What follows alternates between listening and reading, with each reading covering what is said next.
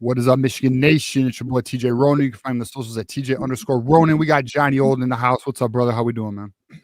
What up? What up? We got games. We got tape. Shit. And NFL's on right now too. But thank you for everyone who's here. Thanks for rocking with us. We appreciate that a lot. As you know, it's the call-in show. For every $100, we go an extra hour. Appreciate everyone who's been part of it. But I'm going to address something right off rip, which was my intention all along. So I had a few people reach out to me Tuesday night saying, what happened to the live stream? Where'd the video go? What happened? So had to pull it down. I made an error, bro. Misspoke, was wrong about the information I shared with you guys. As soon as I got done with the show, one of the viewers texted me who I've been in conversations with and was like, bro, not the right owner of the house you were talking about, bro. So I was like, fuck. So then as soon as I found that out, pulled the video, edited the clip out, and then I reached out to somebody I know who would know. Found out who it is. It is a different owner of the house. No need to go down that road. I did post it on social media, so if anyone's truly interested, you could find it if you look hard enough. It is a former Ohio State fucking football player who is in prison for different reasons. Again, you look into that. It actually, to be real with you, I'll be very honest too. Once I found out who it is and found out why they're in prison, I'm now going too deep down a road I don't want to go down anymore, bro, because it's fucked up. I'm just letting you know, like, the reason why he's in prison, all that, it's fucked up. So I'm just over it. So that's why I'm on that. And then regarding, let's see. Oh yeah, and then what happened Wednesday, for those who don't know, maybe you do, maybe you are on social media, maybe you're not. The clip got clipped. So I had to address it before. My intent was to bring it to the show Thursday, because what we don't do is we don't push information that's wrong. I will not push anything to you guys that is wrong intentionally. So that's an L on me. I unfortunately brought something to the table that was not accurate. And that's not something I want to ever sell you guys. So that's on me. I feel bad about that. I don't know what Timothy Redmond's doing in the chat right now, but it looks like he's spamming that shit. Yeah, so just so you guys know, if I ever bring something to the table and I find out it's incorrect, or if my position is incorrect, 1, I will own it. 2, we will fix it. And 3, we will address it. I will never run from it. Is what it is. Because that's just what it is, man. And like, but all the other shit we talked about was, I stand on it. I'm not like, I've shared what I've heard. I've shared what is allegedly being said. We are where we are. I will say this though. I've gotten additional information and some, now maybe I'm wrong here, maybe, but I've heard the Dan Wetzel article that a lot of people are waiting on. It ain't coming out.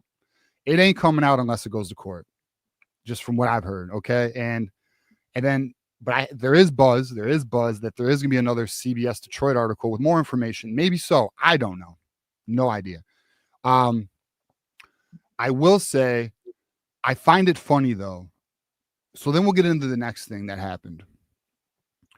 And then Tom Mars makes a comment, not related to me, but related to the situation. He makes a comment on Wednesday saying, essentially let's see, actually, let's pull it up. So this way people know what I'm talking about. Because there's probably a lot of people who are not on social media. So let's just share this. So Tom Mars makes this comment right here. So a Michigan fan essentially deleted their post, but Tom Mars goes, "It's amazing how college football fandom will cause people to do something as stupid as defaming a non-public figure as a worldwide social media platform. There is no evidence in the COI decision ever suggesting that a college athlete lied." Okay. We'll leave that there. Long story short, Tom Mars goes on to say, "I'm one of Chris Partridge's lawyers, blah, blah, blah." What's funny is that post was at 12:30. and you guys all know, I talk to Garrison a lot. Me and Garrison go back and forth all the fucking time. And to be honest, one of the reasons, I know some people, have their opinions on Garrison. One of the things I like about being friends with Garrison is he will check me. He will challenge me. And that holds me accountable. That's something I appreciate about Garrison. That's why we have a friendship, all that shit. But I DM Garrison this. Want in on a secret? Mars doesn't represent Partridge. And again, this lying angle has nothing to do with recording, stealing info off a Stallion's computer. Check the timestamp. 4:52. 4:52, guys. Okay. 4:52. Now let's go back to the tweet. 6:30. Tom Mars makes a correction. One of Chris's other lawyers just emailed and told me for the first time that she's now representing Chris Partridge. That's crazy, Johnny. How did I know 2 hours before Tom Mars let the public? Point being is, I'm aware of some shit. That's it. That's all I'm saying. And I do get info on some of this shit. That's all I'm saying. So anyone who wants to use anything like as an I gotcha, like, dude, chill. I made a mistake Tuesday night. I misconnected a dot. Well, not even that. I was actually told it was owned by an individual. It wasn't. Later found out who it was owned by, and the truth is, my opinion, worse than what I assumed it was, or not assumed, where I was told it was. So long story short, guys, this situation, and then actually, there's one more thing too. We'll share here. One more thing here, and then we got today this. Chris Partridge's, I wasn't even sure. Chris Partridge's real lawyer releases a statement. And essentially it says, about a year ago, Coach Partridge retained both Mars and me to represent him. However, Mars is no longer representing Chris Partridge. My understanding is the last time Coach Partridge and Mars even communicated was sometime around June. I don't know why, after months of no communication, Mr. Mars decided to publish posts on social media about Coach Partridge yesterday. Long story short, I find this interesting, though, this next paragraph. Coach Partridge was represented in the NCAA investigation and hearing process by attorney Greg Clifton and Louis Brisbois. Mars did not participate in those proceedings. Mr. Clifton, who did participate in those proceedings, has attempted to obtain documentation from the hearing of the NCAA, but the NCAA has advised Mr. Clifton that he will not release anything absent of a court order or subpoena, even though he has direct participant. Therefore, it is my understanding that Mr. Mars has no direct knowledge of the proceeding. So you have a lawyer who posted yesterday that every Buckeye, not every Buckeye, so let's try and talk with some accuracy here.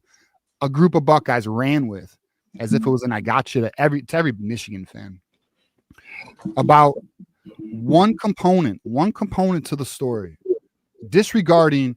Sure, we understand Michigan is a one-caller consent state. Whatever about the recording of the calling. Let's just say you pull information from a computer. Seems illegal, guys. Long story short, in the COI, there is a student-athlete one. It's also been revealed there is a fucking PI firm. Don't know who the PI firm is. Don't know who hired the fucking PI firm. We all know our speculations. The very last thing I'll talk about regarding this, and then we'll keep it moving. We'll talk the football. We got Oklahoma this week. Obviously, that's what we'll get into, but I do want to address this because there's been a lot of bullshit on the socials. Hold on. Let me just pull this back. Because there is this assumption.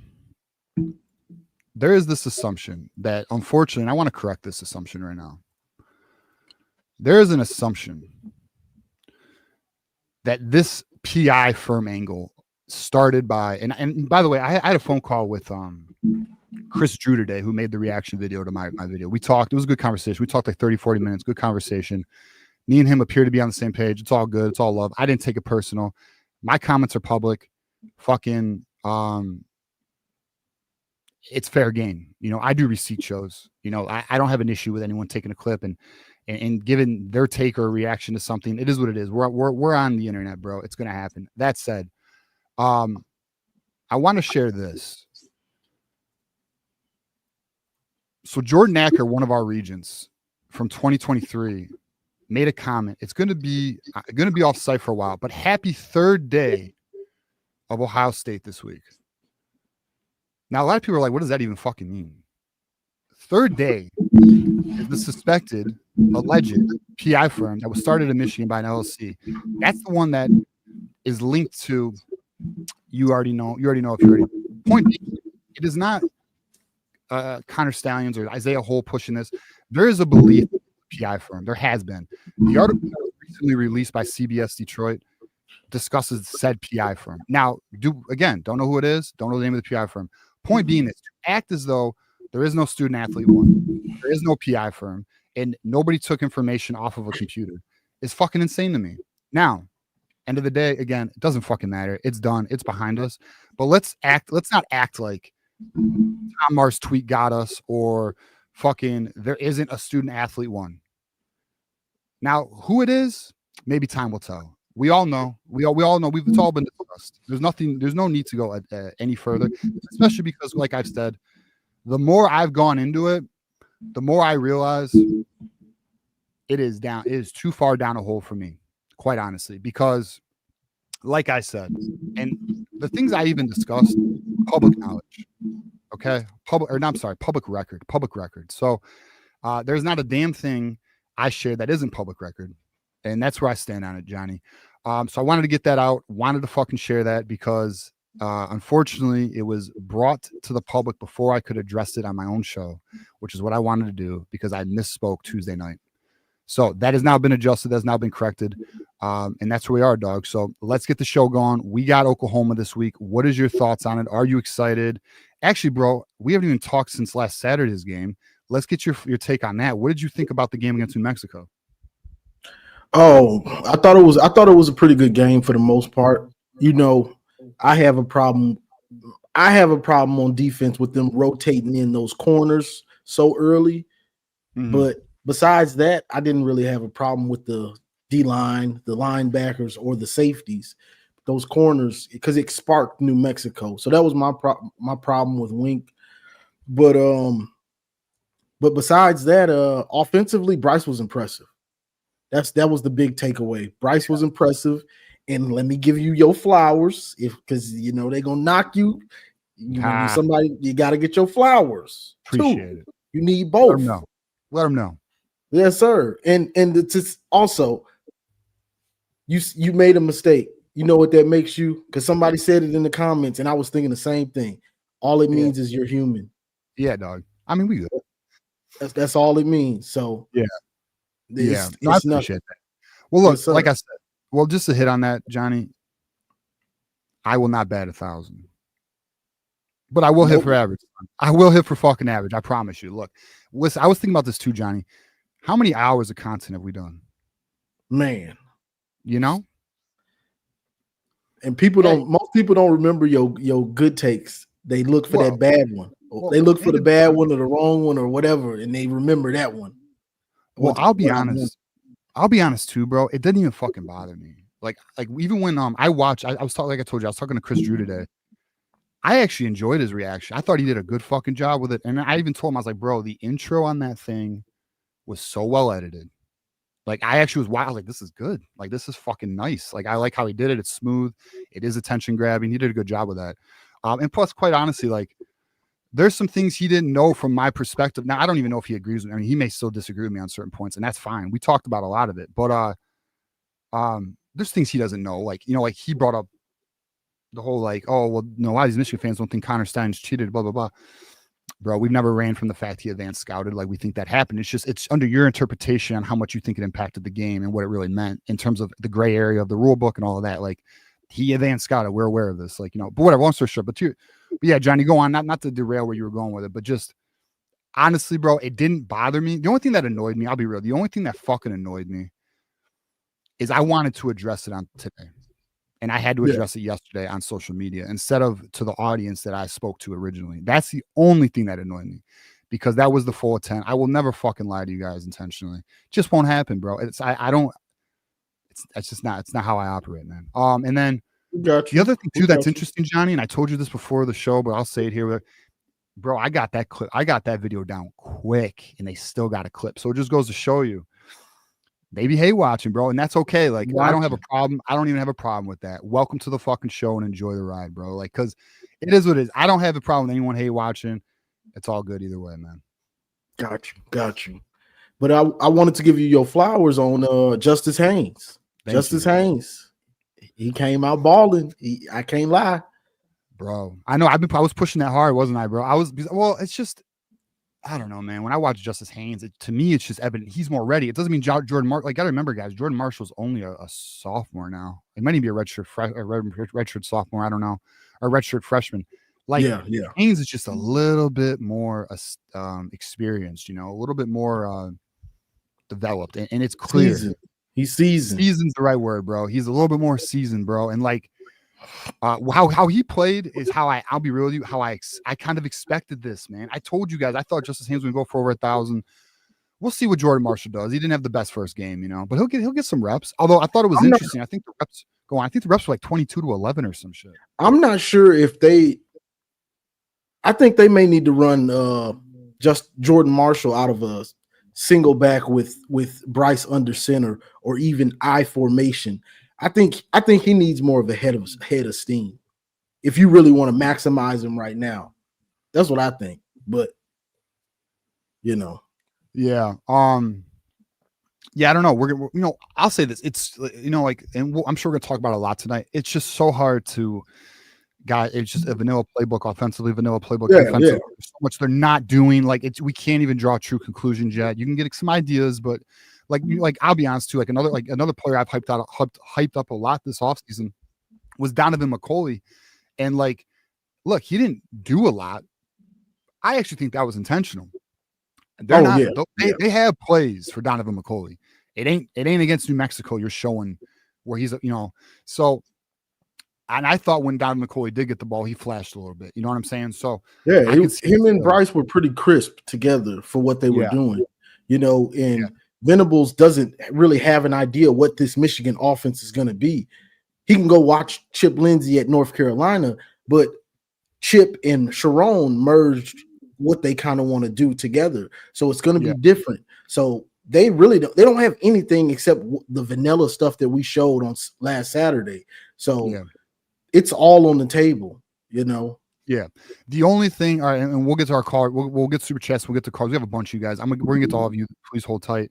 All right. So the last thing is the only thing that I am like a little maybe slightly concerned, but I don't want to overreact, is just the defensive line play. I think it needs to be better. I think it needs to be more aggressive in terms of the pressure. But I also can understand why you're just rushing for. You don't have any blitz packages. You're not going to show your hand before Oklahoma. So I'm not trying to overreact to it. I will say, though, I was very impressed with Nate Marshall and Dominic Nichols. I needed more out of TJ Guy and Derek Moore, though. Yeah. Even though TJ Guy got the interception, there was some flashes. That was good. I need more consistent pressure out of them. But we'll see. We'll see what they do, man. We're not going to overreact. We'll see Saturday. We'll talk more. But all right, Johnny, any final thoughts before I get these super chats? We'll get some callers. No, go ahead. I'm sure I'll touch on it in between the callers or whatever. So we got beat up here. He goes, just want to point out that douche intrinsic is Justin Thin behind a Twitter mask. Clip that, Dumba. I'll say this. I'm aware of people who are going to try and expose that. And we'll see if they do. We'll see if they do. Apparently they feel it's capable. So good on them. I mean, I'll be real with you. I'll say this, because intrinsic is the one who came at me. But which I'll say this also. It took this long, bro. Where the fuck you been, man? I'll be honest. Is he a fan of? Is he an MSU fan? Ohio State. He's an OSU fan. Well, Justin Thin's actually an MSU guy. And honestly, I don't know if it's Justin thing, bro. Like, I mean, I understand that's a lot of people think it is though, especially because someone did a voice match to it and shit. I don't know.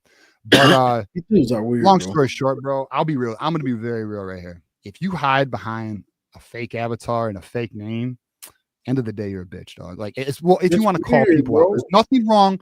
There's nothing wrong being anonymous online. Nothing wrong with that. But if you want to take shots at people hiding behind a fucking fake name and an avatar, at the end of the day, you're a soft bitch, bro. And you're the one who's got to look in the mirror. Like, you a soft. It's weird behavior. It's soft ass bitch behavior, bro. You know what it is, bro? I promise you, if you were in a public setting, face to face, you wouldn't have the balls, bro. Half the shit you do intrinsic. Anyways, we'll keep it moving. Next up, we got Drufus here, 9-month member. Appreciate you, Drufus. Appreciate you being part of the community. Connor did an Oklahoma, Michigan preview with Isaiah. Did y'all see it? I haven't. I had it sent to me. I heard it was pretty good. Actually, shout out to fucking Isaiah Hole and Connor. Dude, the manifesto, what a genius title. I know it rubs people the wrong way. Fucking love it. I love that. They got a weekly thing now. I think it's Thursday. So shout out to them, man. All the support in the world. Fucking love it. We got Michigander here, 499 super chat. And I will update the bottom ticker, guys.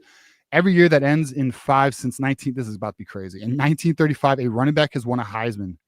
That's wild. That's fucking crazy, Michigander. How the hell did you pull that? That's like some fucking Elijah shit. All right, well done, man. That's a good stat. Eric the Bedinger here, and I love that the YouTube shit switched back. Thank God. Eric Bedinger here. Can I get a go blue? I'm attending my first Michigan game week 3 against. Yeah, go blue, brother. Fucking enjoy your time. Hit the little brown jug, man. Have a great time, man. Check out Ashes too. I love Ashes. I'm a big fan of Ashes. Little brown jug Ashes. Those are kind of my 2 favorite spots. All right, let's get our callers here. I'm gonna bring up Juju, and Juju can rock with us as long as he wants. Juju, let's get him up here. What up, man? How you doing, brother? You eating? I'm good, bro. Yeah, I just had a little snack, bro. But good, man. How are y'all? Y'all good? What up, bro? Hell yeah, we got Oklahoma in 2 days, man. Man, I'm ready. I'm watching this Cowboys game on the side, so yeah, I need to get that on right now. I'm about to pull that up. Man, they suck. You ain't missing much. Is Cowboys getting whooped right now? Nah, it literally just started. But still, my statement stands. Jerry Jones' ass. So. Yeah. All right, man. So what's on your mind, brother? Because we are going. I'll keep you up here, but we'll give you your time to shine. What's on your mind, brother? We got week 2. We got Oklahoma. What are you thinking about? I think that their offensive line is in trouble. I mean, they'll be starting a freshman tackle, and he's don't get me wrong, he's very talented. More talented than Andrew Balboa. Well, probably same talent, but he's more polished as a freshman coming in. I think he'll be all right. I think he'll struggle with the power of our edges. I think he'll be all right because he has good feet. But I think the power of the edges is going to be important. The bull rush is going to be important because he's a freshman. I don't know if they're starting another freshman. I caught word that they might. So 2 freshmen. They just didn't want to start 2 freshmen next to each other. So they have a guard. They moved the freshman guard to the other side. So I think our defense tackles can have their way. I know a lot of people are, worried about the pass rush a little bit, worried about the defense a little bit. But again, in my opinion, you shouldn't until proven otherwise. Like I said, we rotated 31 guys. And I went back and watched the game over and over and over again. Wink ran a crap ton of cover 2. And what does cover 2 tell us? That we don't respect you. And the few times they kept running screen after screen because the pass rush was getting there so quickly. I mean, there's not really much you can do when you're getting the ball out in like 1.7 seconds. So, I mean, I think they played relatively well for rotating so many people. And when if Wink wanted to, I'll just say if Wink wanted to blow the things up that they were doing, he could have. I know it sounds wild, but the times that he did with Jimmy Roller completely like messed up their screen game and what they were trying to do on 2 separate occasions once he made the call. So I mean, I'm not really concerned about defense at all. Offense, I think we're going to struggle to score. I mean, that defense is going to be very good. Like I think Underwood could go for 150 to 170. I think he's going to have a turnover in this game. I think it's important to see how he responds. hearing some injury bugs in the tight end room right now, so we'll kind of hold Yeah, off. and I'll be real with you, bro. I'm getting a lot of people reaching out to me about that. So I mean, I guess I don't know. I think he's gonna play. But All right, yeah. So there's some word that Marlon Klein may have got a little nicked up this week in practice, but no idea the extent of it. So plus also Hogan Hansen's expected to, he's supposed to expect to be back this week. So we'll see on that. Well, do you know any update on Rod Moore? Because I haven't heard anything. I don't expect him to play. He better not play in this game. That's not smart, bro. All my fucking websites are not working right now. You don't put a dude in this game that hasn't played in a year and a half. We're good. Like I said, I gotta see it. That's not fair to him. Look, that's not even fair to him. Look, John Mateer is a good quarterback, and he's very elusive. I think his greatest strength is also his greatest weakness. Is when he's out of the pocket. He can be careless with the football. He's kind of a gunslinger. So work for him also can get him in trouble, especially against the secondary.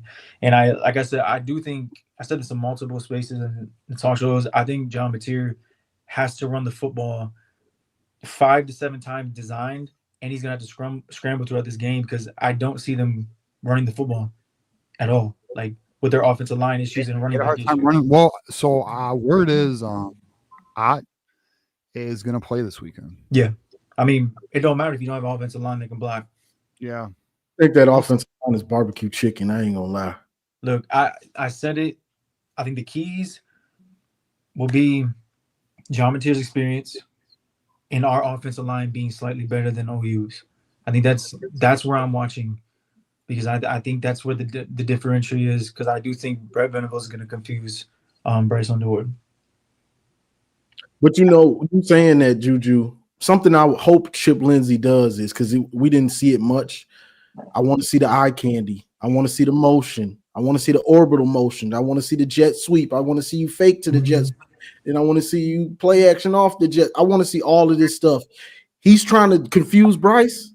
Let's confuse his defense too. Let's make them second guess. Let's see what the eye discipline is like. Let's see how disciplined they are.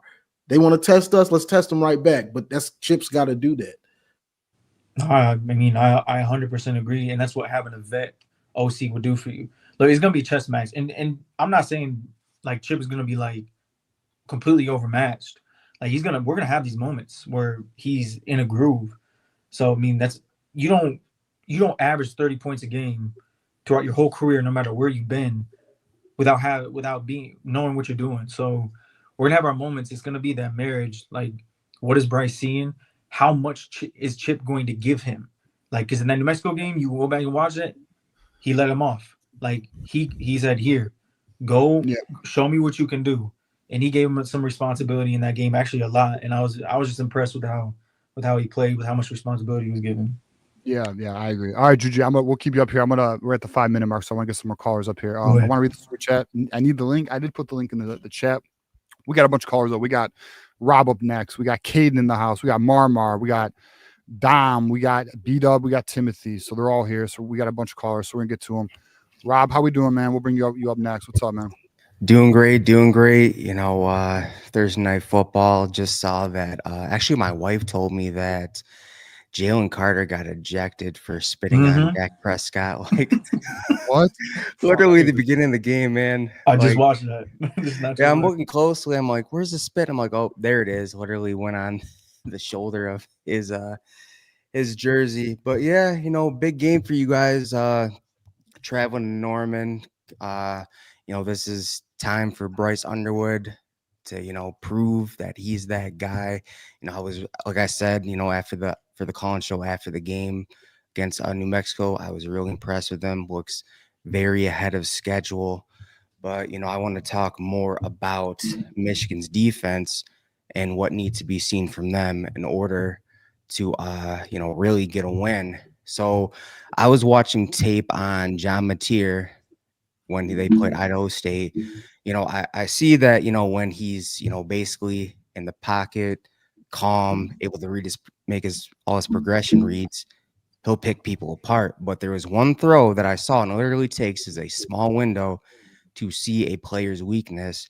And it was one when Idaho State got pressure, made him step up in the pocket, go to the right, forcing him through his progressions, and he threw into triple coverage.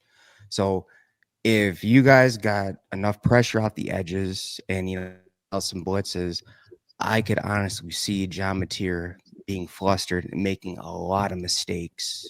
But if not, man, I'm going to be honest. I'm not really a firm believer in the secondary to be able to hold up that long. What are your thoughts? Firm believer in our secondary. Really? My thought is, listen, my thought to this, I gotta see consistent pressure. I mean, this is going to be the test. Now we're going against Juju. There's a start. One of the tackles is a freshman, right? Yeah, they're starting a freshman guard and a freshman tackle. So. Yeah, so we got to be able to take advantage of that. And I'll be real, Rob. That's my big question mark this week: is can we get consistent pressure with this defensive line? I was underwhelmed with what I saw Saturday with that, because in my opinion, we should have dominated that offensive line. We should have dominated it. We didn't dominate it. We had some moments, we had some flashes, but we did not dominate it. So, and this is such a big game. You're right. John Mateer has got to be pressured. He has got to be uncomfortable. He's got to be off platform. And then that is how we can win, because I think we would all agree we're not entirely impressed with their run game. We're not entirely impressed with their offensive line. So we have to take advantage of that. So I don't know, DJ, Juju, let me ask you in terms of just real quick, in terms of how you were. So did you expect them to dominate no matter who was in the game? Are you talking about what players? Yeah, because our starting defensive line should have dominated. Well, he took a beating, bro. Early in the second, that's when we started rotating. Early in the second quarter, the start, they were rotating, and again, I'm not giving no excuses. I do think you're right. I think we should dominate a little bit more up front. But at the same time, we played 31 guys, a lot of rotating on the defensive line. We played cover 2 a crap ton, which you're basically saying I don't respect you. I'm not going to send a lot of pressure. I'm just going to sit in your zone. Yeah, no, we rushed 4. I don't disagree. We rushed 4. I 100% agree with that. And when you rotate those guys, your starters aren't out there. I understand getting the reps. I do think we went to the bench way too early. He did. The rotation was high. Johnny, what's your take on it, man? Way too early. he went too early, and it bothers me. I still got PTSD from last year. He did that because I want the rotation guys, the guys that are going to play on against Oklahoma. I want them to get in a rhythm. Then you put those backup dudes in. You know what I'm saying? Let's blow these dudes out, then get all those. You're clearing the bench. Some of these dudes ain't barely going to play the rest of the year. So that's what I wanted to see, mainly because I go off what have you done? I saw you do it last year and we got bad results. So that's all I can go off of until he shows me against Oklahoma. Yeah, Johnny, at one point, there were 6 freshmen on the field at the same time. Bro, I was like, what is happening? Not again, 6, bro. Not again. Do you guys, out of all the players in the secondary, do you think Jair Hill is a liability? Okay. John D'Adamo, my co-host, he was a little concerned about it. I am not. I think Jair Hill played great last year towards the end of the season, and I don't think he's any different of a player. I think we're going to find out this week, Rob. I mean, again, the sample size is so small. I got Zeke Berry I trust Zeke Berry the most, honestly. Yeah, me. But because since he's been boundary Juju, he ain't did nothing but ball. So all I can do is he's my guy. You got to give Zeke time. Yeah, I agree. I mean, he was thrown into a spot last year late where, bro, Nick was way different than everything. When he went to boundary, he just excelled, bro. It was this is where I'm supposed to be. Sometimes you just find your fit, even if it's not where you think you're gonna be. But Jair, I would have liked him to clean it up. I mean, he got beat. He got beat once, and he got the pass interference. Or did he got beat twice? He got beat twice, and that's why I say he didn't have a bad. He got beat twice on the tight end, which was a bad match. Good on their part. They got the tight end was pretty nice. I mean, I'm gonna give him a mulligan, slightly on the trick play rolled through the legs.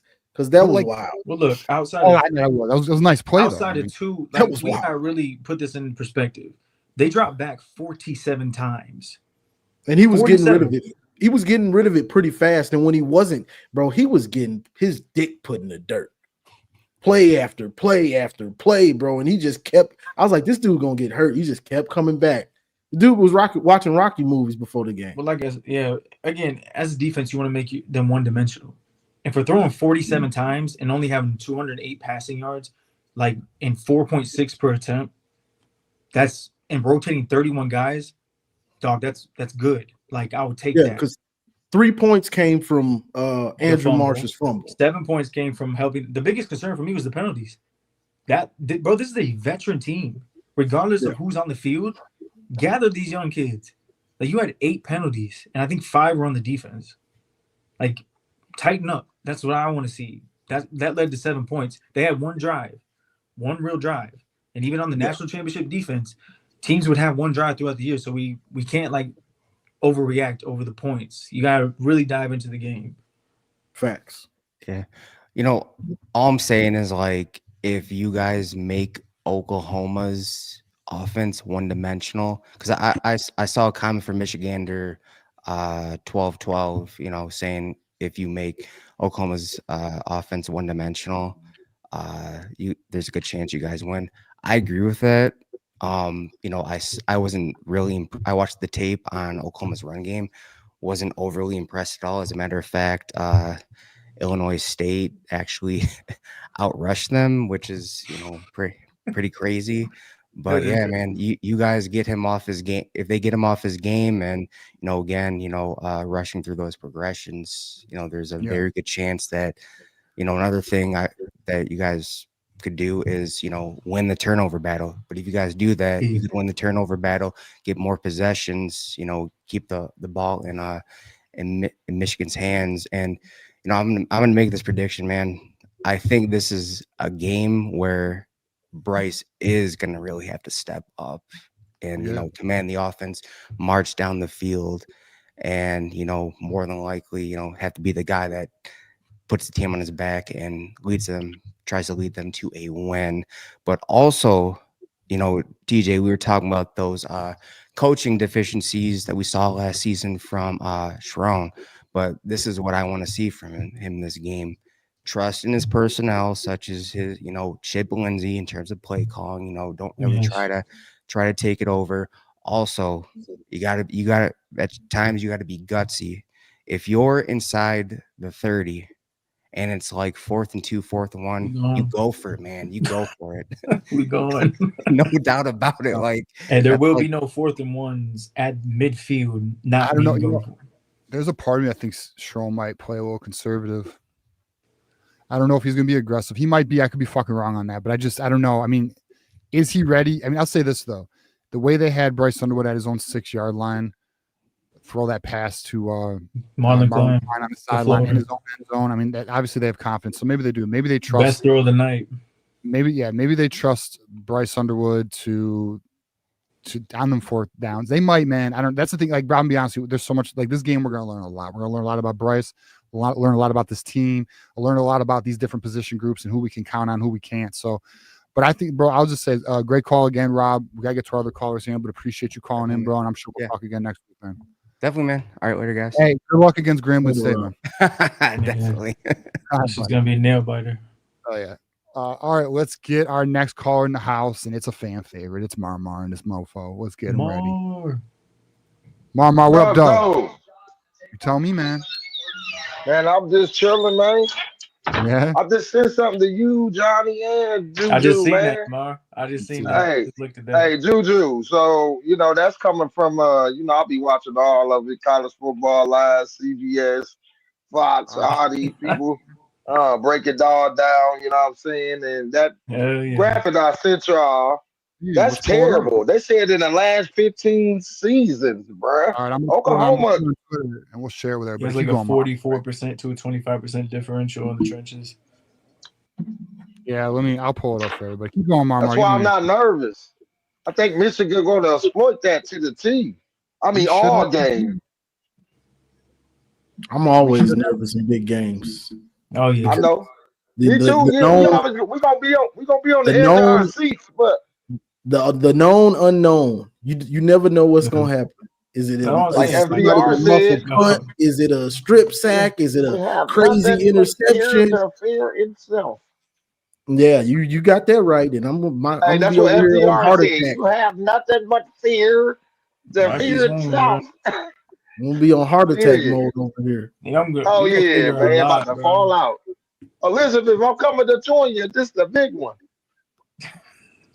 So I mean, look, there should be without question an advantage for Michigan because last year Oklahoma, and I'm going to post this on Twitter and I'll share with everybody who's watching. But this is this year against Illinois State. My point, last year they led the nation in most sacks. Like they were near the top and leading the nation in most sacks given up. They're about to start 2 true freshmen. We should be able to fucking eat, man. We should be able to eat. And TJ, Juju, and Johnny. I just want to make a point. I understand they brought in a new offensive coordinator and a quarterback. Oh, we can talk about this. Still, most of the team is still the same team that blew the lead against Navy in the bowl game. Well, that's what Illinois State came in. Illinois State came in and exploited that same stuff. I know Brett Venables is calling defense in Oklahoma, but has he lived up to it? Yeah, really the offense for me. Like, yeah, I'm not. He sent me this, which is crazy stat. But it's their offense for me. Like their scheme, their OC lives and dies in an RPO. Like he can RPO anything. He loves it. He loves it, man. Yeah, I heard that too. So my question is, his toughest defense he faced was Boise, and I think it was TCU, and they had every time it's not a Mountain West defense. John Mateer struggles in the 50s in percentage. He turned the ball over. So yeah.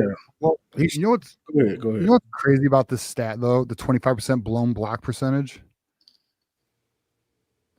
Yeah, that's against Illinois State, bro. That's crazy, bro. They saying, oh, it was our backups, our starters were sitting out. I don't care. Your starters are freshmen. Y'all barbecue chicken. I think that offensive line is barbecue chicken, bro. All you can eat. I said it all off season, and going into the season, we're gonna have more figured out than the offensive line. They're gonna have the more experienced quarterback. Who helps out who more? Does Mateer step up more with a bad offensive line? Does Bryce step up with an improved offensive line? Like, I think we're going to be able to run the ball a little bit better than them. Let me ask you this, Juju, because this is the one thing that's been boggling me.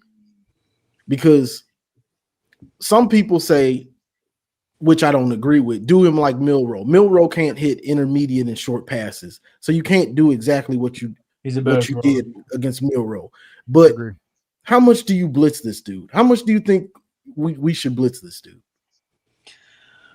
I mean, that's tough. I like, if we're gonna have anyone to do it, we got Wink for it, and he's one of the best blitzers. And there's gonna be things that he sees that he's never seen before, like, and same with Bryce, with Brett Venables. Like, both of these DCs, even in practice, they prepare them for these type of games, but nothing is like in the game. So it's a double-edged sword. I think you gotta blitz him some. You obviously the timely blitz. The third down timely blitz. And look, the only concern I have for this defense is in the first half because Jayshon Barham is out. And I only say that because Jimmy Roller is not going to be able to hang with him in space. Jayshon Barham, that's a different story. So it's the only thing that worries me. He's going to be fine in run defense. He's a very good run defender. But it kind of worries me if Ernest Hausman can't spy him and Jimmy Roller does. So you think that's a word? Because Jimmy Roller. Hey, Johnny, we talked about that today. About the linebackers. Roller's not that fast. I think he could scoot on Roller. You think Roller's starting over Cole Sullivan? Yes. I do, just from the experience. I think third down you might see Sullivan come. Cole Sullivan's going to see the field. I think Cole Sullivan's going to play. But I don't know. I mean, he has to in the first half. You got to give Jimmy like a blow or so. Pause. I think Sullivan comes in on third down, but first and second you see Roller because Roller's just He's been in the system so long, bro. Like he has to know it. And Jimmy's he's a good college. He's not. I don't think he's gonna do anything in the NFL, but he's a good college linebacker. Yeah. He's worked. He's slowly. Because I didn't like Gerolder at first, but he's slowly gotten better each year, and that's what you're supposed to do. Me neither, because Case Stover was cooking him over the middle. Exactly. Like that. But he grew on me though. He did. Because he slowly every year he got a little bit better. All right, let me get the super chat here. We got Michigander $9.99 super chat. We are 73 away from a second hour, guys. We have 15 minutes to go. Tim Brando said on Crane & Co. that he thinks this won't be a close game. He thinks because Michigan lost KG Mason that we're going to get ran on. He claims he heard coaches have no confidence in D-line. I don't know, bro. I've not heard that nonsense. Yeah, I'll just say, and I would be very honest with you guys. That's not any buzz that I've heard. More fuel to the fire, man. Come on.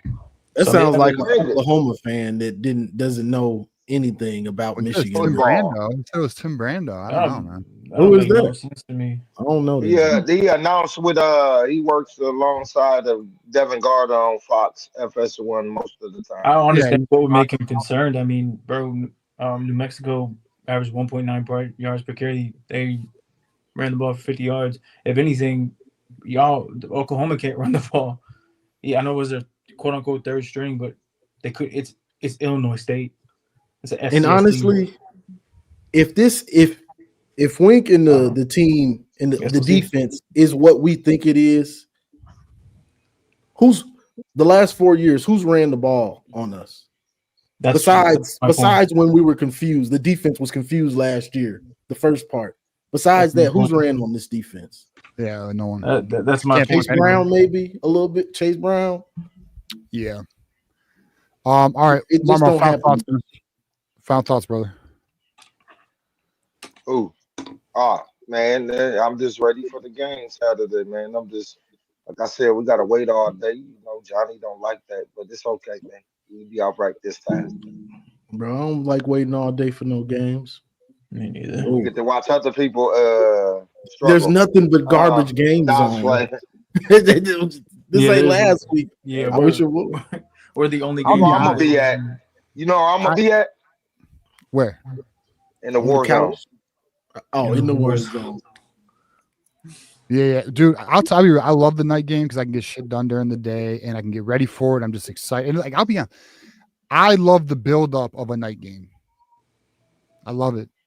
You know what I'm saying? Like I love like anticipation. I love it, bro. I don't like doing post game at fucking 1 a.m. I'm not the biggest fan of that anymore. There's a stat that I found. I think we've won like 13 straight night games. Yeah. We won. Yeah, I saw that too. We've won like 13 straight. Crazy because we don't really play well in those night games at all. Fuck. All right, Marmar. Appreciate you, man. Go blue, brother. All right, go blue, man. Appreciate y'all, man. Stay up. Let's get to our next caller here. We got Dom in the house. Let's get up good Dom, the wise man. I think we'd all consider Dom the wise one of the community. Dom, how we doing, brother? Great, DJ, Johnny, Juju. How you guys doing? What up, Dom? You know, I've been sitting back listening, and pretty much the contingency about Oklahoma coming up here. And you know, when I looked at the stats, as Juju mentioned, the weakness that I see is 103 yards rushing with 32 attempts by Oklahoma against Illinois State. That's pretty darn poor right there. Mm-hmm. Also, their conversions on third down, 4 out of 10. What's concerning is they had 24 first downs in the ball game. And that's primarily off of Mateer's performance, 31 of 39, 395 yards, 3 TDs, 1 interception. And Oklahoma had 2 turnovers in the game. So an interception, a fumble, and they had 65 yards in penalties. Taking that in consideration against the talent they were playing, and obviously Oklahoma's probably holding back a little bit as well. But the inability to run the football, 32 attempts for 103 yards, I think that's the key here. And what I envision is Michigan coming in there and opening it up early getting a lead of maybe 10, 14, 17 points before halftime, and then controlling the game in the second half. And that would be effectively running the football. And I think once should they get Oklahoma into a situation where they need to play catch up quickly, that means they're going to be throwing the ball. They have no other choice. And I see Wink licking his chops in that point, and that's why I say maybe we get 2 interceptions in the game. So I'm not so bought in as to Oklahoma. They're ranked number 18th for a reason. And lastly, gentlemen, the caveat here, everybody's pissed with the BS revolving around Barham. It's just another attempt from the NCAA to derail Michigan, which the reality of it stems from Jim Harbaugh being a strong advocate for NIL, which they never wanted to see get into place. And they've been determined to derail Michigan, punish Michigan ever since. And the best way to offset that is an effective running game. So that's my thoughts, gentlemen. Yeah, Dom, no, I appreciate that. And I agree with you in the sense I think the team is motivated. We saw what TJ Guy said. I'm sure you saw TJ Guy's comments about Barham this week. So let me ask you this, Dom. I want to play a little devil's advocate. You bring up the stats of Oklahoma. We make the argument here that, well, our playbook was very vanilla. Do we not think Oklahoma was also playing a vanilla? Like, I'm just, trying to look at it like. I agree with that concept of vanilla, TJ, but the rebuttal against that, sir, is 32 rushing attempts that yielded 103 yards against Illinois State. That's a good point. because you ain't not trying to run, you're running. Right. Yeah, you tried damn hard to run the ball, and you couldn't do it against Illinois State. So how are you going to do that against Wink's defense, which, as Juju alluded to earlier, 31 substitutions for crying out loud? Like Johnny said, let's get some continuity, Wink, before we go down to the snake pit in Oklahoma, for crying out loud.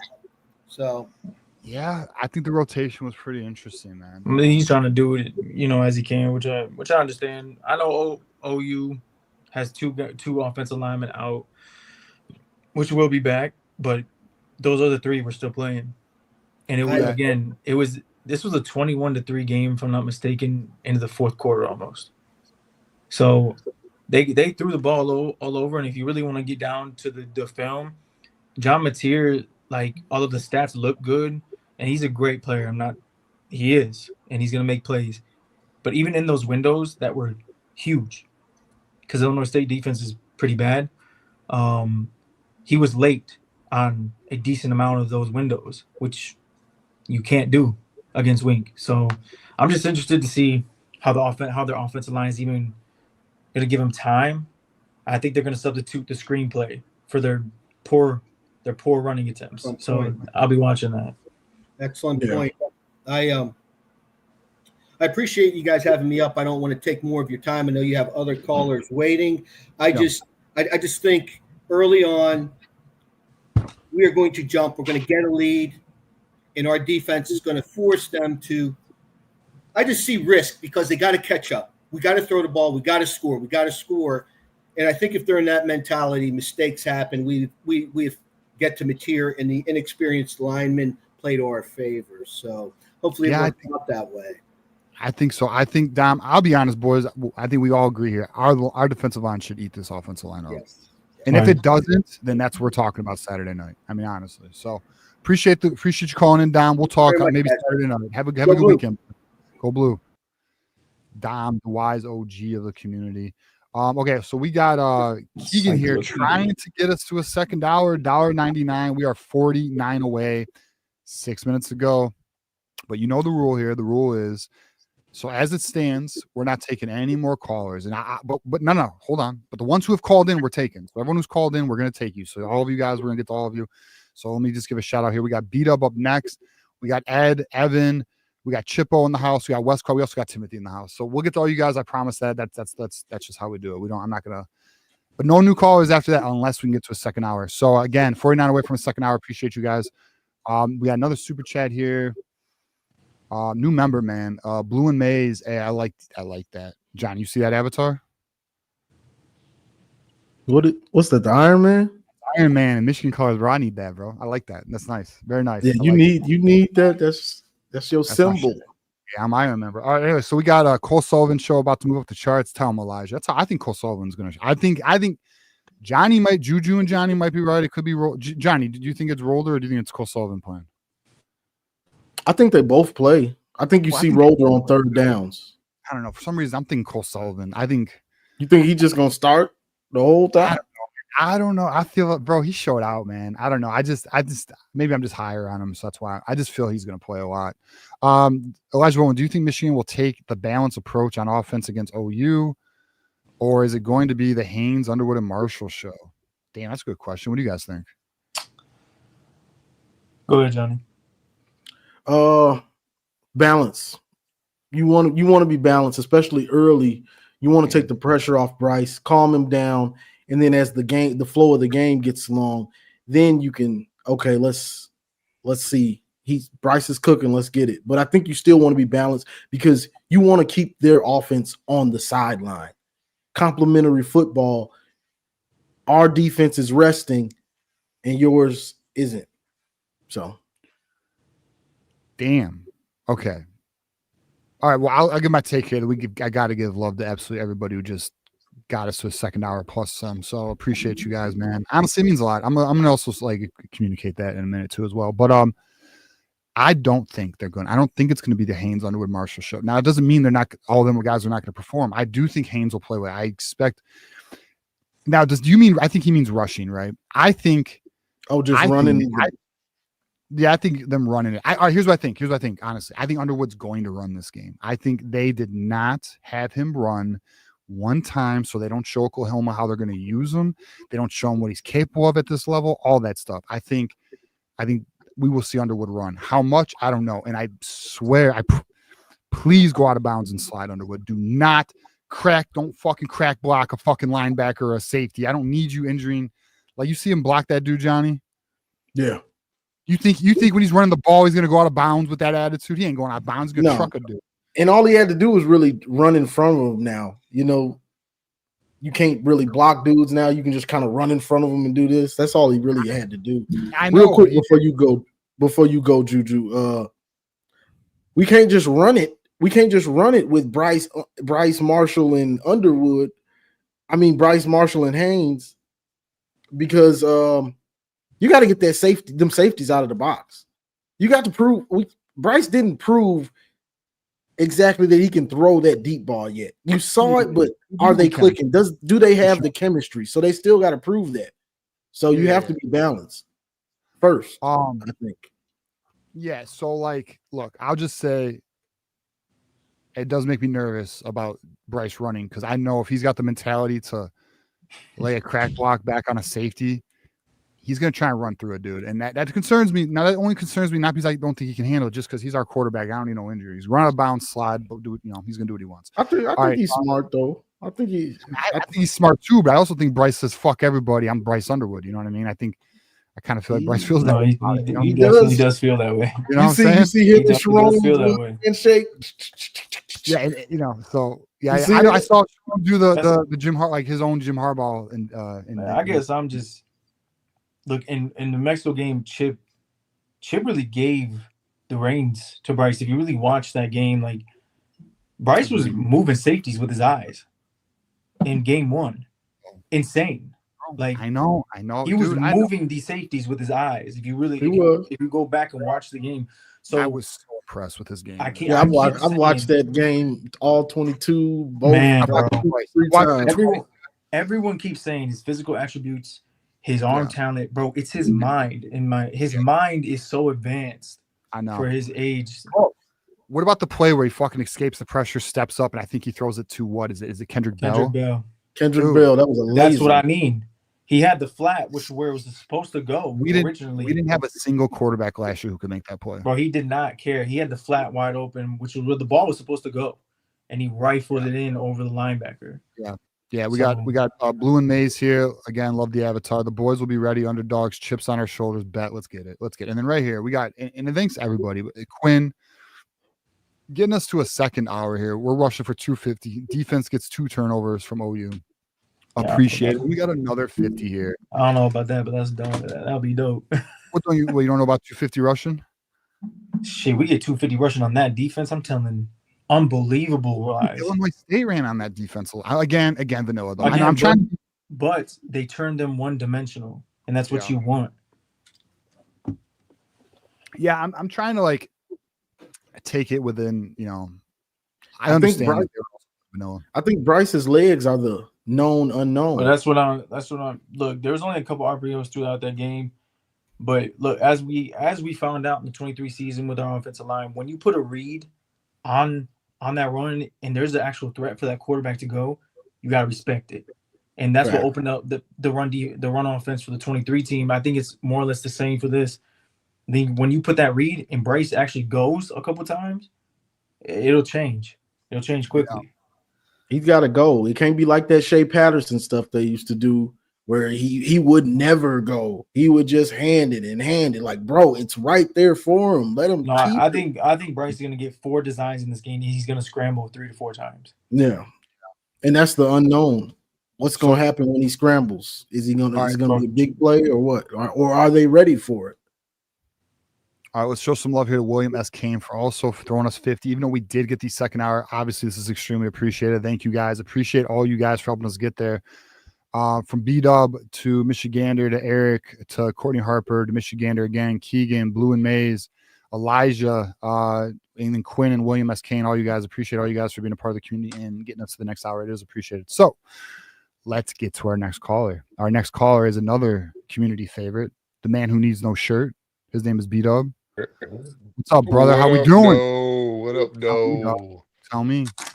Yo, dude, I want to shout out a bunch of people here. First of all, shout out, look at Juju. I don't know what Juju's got going on there. It looks like he got perm or something, man. But shout out to that hair. Looks good. I don't know what's up. I don't know. You put like a big old hot iron or something, like just roll that shit up.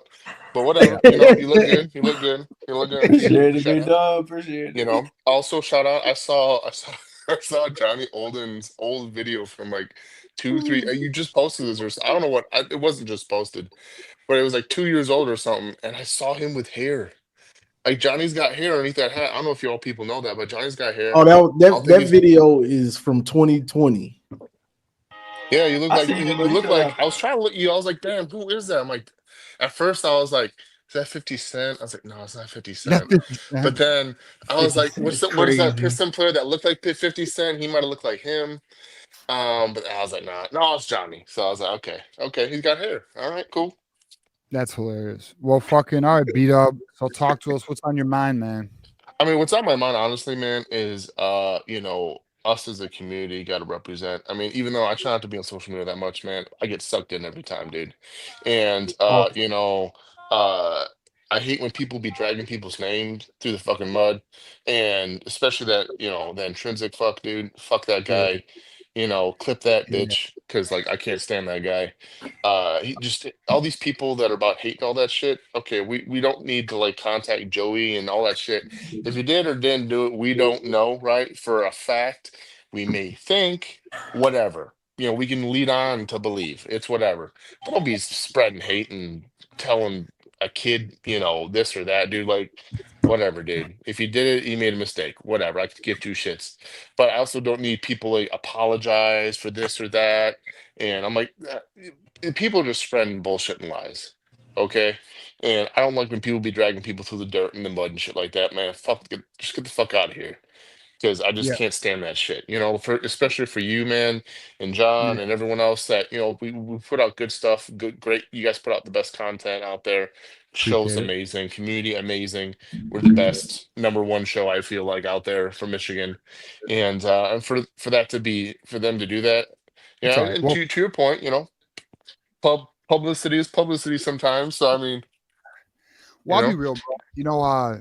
First of all, honestly, shout out to the fucking community, because a lot of you guys actually DM me. I've had some people text me, like just reaching out, like, and like Moose, for example. Moose is like ready to go to war, dude. I'm like Moose wants to go at Chris Drew, and I'm like, bro, it's public content, bro. It's fair game. I mean, we do we not do receipt shows? Whose phone is that? What are we doing, boys? Do we not do fucking receipt shows? We do receipt shows. Like, we cook people, like if now I will say though, guys, we should really know better though. I mean, that group of individuals, that's what they do, bro. You know, that's what they got. Dude, they are the saddest group of individuals. They got no life. I mean, bro, they're fucking watching us. They're watching us because they hate us. You fucking losers. Like, get a life, bro. Like, what are we doing, dude? But I mean, at the end of the day, fuck it. I mean, I'll be really. Yeah. It didn't bother me. Actually, I'll be honest too. I waited. I felt yesterday I felt somebody probably clipped it. I felt, but it wasn't until like 4:00 yesterday. I was like, damn, am I gonna like not hear about this at all? Am I just gonna address this Thursday and no one I'm like, whatever. Yeah. And then it came, and then I was like, all right. And I'll be honest with you, bro, I was ready for it though. Like I knew exactly what my counter would be if someone did fucking step to the plate. Yeah. And I did, bro. I was like, look, I misspoke on the owner. Here is the fucking owner. It's worse. Yeah. That's your problem, boys. That ain't my problem. That's your problem. You know? That's true. So fuck. It's not what we do and how you guys do it on the show. That has nothing to do with it. It's the fucking, to use their fucking word, the scum that is the lowest of the low on Twitter from either the intrinsic guy who is a Michigan State fan, who is, I'm pretty sure I would put money on it that's him, because he was actually, I didn't realize he was on a podcast with Justin Spiro 2 years ago, just so happened. Has some episodes out there. And he sounds about the same. He sounds about the same with Justin Sparrow. Just so happens this guy's also on a show with Buckeye Scoop and Justin, peddling their bullshit, right? And it's like, out of all the people criticizing and pushing, TJ's talk about this or that. I'm like, dude, you out of all people, bro. What's funny though? I know. I know. How rich is it for these fuckers who were wrong the whole fucking time to come at me about one misspeak, and then I responsibly took it down because I was wrong, which I was going to address this fucking show. Because actually, you know what, guys? I got to show you a funny tweet if I can find it. Intrinsic, fucking actually, if I could find this, I'll share it. I fucking cooked his ass, bro. He's like, I'll wait till I find it, but you replying to the video, or whatever? No. He someone asked me, I gotta find it because I'll butcher the fucking whole thing. And the problem is I've been talking a lot. It's gonna be hard to find. Essentially though, someone made a comment. I can't remember who it was. It might have been Bugsy. I don't fucking know. And I said Thursday with eyes. And then Intrinsic thought it was like some fucking gotcha moment. Oh, Thursday? He asked you a question. Like, little does fuck boy know. I got a show Thursday, dog. That's when I address this shit. I address shit on my show. You fucking idiots. I fucking like check the ass, you know? And I don't know if I can find it. If I find it, I'll pull it up. But oh yeah, I got it right. Oh my god, I did find it. All right. Second of all, I also need to call in sometimes more to Mark's show just so I can school Darrell and his SEC takes, which I can't stand it. I can't stand his takes, dude. He through like the whole SEC and this team was better because the Marshall players went to that team and they were, it was the Georgia thing. It was, oh my God, I can't believe that guy on the Georgia shit. He guys said Georgia's was better because the teammate, whatever. Nonetheless, that guy's. I want to debate that guy one time. I want Richie to call up here, man. Richie's always in this fucking chat, bro. Richie, call in, bro. We can talk, okay? Jesus, man. You always be talking shit and shit. Right. Here's the fucking tweet, right? So Intrinsic goes, you were directly asked by Big Buck, so it is Bugsy, as to why you edited that out of the portion of the show. You said find out Thursday. That's shady as fuck, guys. Not to mention uploading lies to podcast the next day. I hope you issue an apology to Joey for lying about him and his family. So then I should have said, find out Thursday because I already fucking answered. I said I misspoke, own it. My intent was to address it on Thursday's show. It was already addressed, dog. This fucker wants to act like he got a got moment. And then what's hilarious is like the next day. I was like, what did I upload the next day? The show was yesterday, dipshit. Nothing has been uploaded since the show. Go hide behind your screen and beat off with a hammer, bitch. You clowns are fucking hilarious. Like these fucking dudes. This is their life, dog. This is their life to try and get got you moments because they got no fuck. They hate watch us. They're so, bro. They are so fucking entangled in this, bro. It's their life's mission to like try and get a victory. But the reality is they keep looking worse. and worse and sadder, bro. It And is what it I'm is. gonna be honest though, if you start searching for that shit, that's just negative energy. You are searching for negative shit, negative energy. That shit's Yeah. gonna come back, right? And guess what? It came back on one guy. There's a Who? few more to go. You got Justin Spearlove, Oh, Intrinsic, and Nevada Bucks. I mean, we're yeah. just waiting for those guys to take their big fat L because you just don't do that shit. I don't. Most people in their life shouldn't be doing that shit. Well, Yeah. just look for positivity, happiness, all that shit. Well, it is Um, what it is. We'll but keep moving on. Let me get over here to Dre Fame, bro. Shout to Dre. That's my guy. Part of fucking Hailgate. He's a good dude, man. He's a good dude. oh yeah, I saw him. He's a Yeah, cool you guy. met him at the tailgate, right? At the Yeah, pregame. Dre's a yeah, good yeah. He fucking had the dude. dreadlocks, right? Yep, Dre's a good dude, Yeah. man. He's actually been fucking very welcoming to me. That's why I really appreciate him. Okay, so all right, beat up. Final thoughts here. We'll get to our next caller. Yeah, are you guys? I guess well. Oh, I wait. think we Richie said, where's the link? What, Yeah, Yeah, Richie what's just came on my call-in show the issue with about Richie, beat 5, up? What 6 do I need hours. to know about, bro? Okay, Richie, there you go. What Little do bitch. I need to know about? What's going on with you and Richie, beat up? What do I not know about? I like Richie. I really like Richie. I think me and Was he a Richie. fan of? Was he a fan of If I Alex ever had Griffin? spare time to start a show, it'd be me and him, bro. Ebony and Ivory. Odd He's couple. not Richie. I'm not touching it. I'm not touching it. All right, Is beat up. Richie black? Then I Oh have fuck, to. where'd Dre go? I was about to bring him up. Some bitch. Dre, call back in. I was about to pull you up, big dog. All right, beat up. Final thoughts. Man. Final thought. I think we got. Hopefully, we got a good shot with. I've been listening to Juju and all the Twitter spaces. Juju be heavy in those Twitter spaces. So shout out Juju. Yeah. Ryan, that beautiful hair of yours. Hey, I'm deep in them Twitter spaces, bro. There be some people. Yeah. We be have some lit Twitter spaces with like 100, 150 people in there sometimes. Yeah. And represent Michigan, man. And, he was in there today with all the Oklahoma fans who, Juju knew some information about them. They had no idea about Fucking us. Reese, bro. Oh, my God, bro. And, Reese, yeah. So it was funny. I was listening to that whole thing today. That was funny. And but no, I think we got a shot. I think we got a shot to beat them. Hopefully, the only thing that scares me, and it's a night game. It's their turf, man. It is rowdy. There is no in those types of environments. There's no let up, right? There's no like, okay, let me calm my nerves. There's none of that.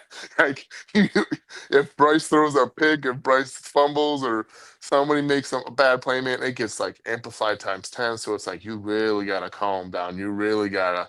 It's hard. So you gotta but I do like. I mean, I think our advantage is Sharon Moore over Brent Venables, because Brent Venables has shown he just ain't that good. I mean, he just ain't that good of a coach, but he's a good coordinator. He just ain't that good of a coach. So I believe in Moore. I think our advantage is that at the end of the day. We'll be prepared. So all right, beat up. I'm sure we'll see go you blue. Saturday, man. Michigan's always coming, never not coming. Hey, shirts. actually, we're gonna start this. Give me a score prediction. Starting now. 24-21 speaks to me. I think 24-21 Michigan. Yeah, like it. All right, man. We'll talk Saturday. Love you, bro. Love you. Peace. All right. Next up, there's Dre. What up, Dre? You ready, dog? What up, though, man? Man, on my way to Norman, man.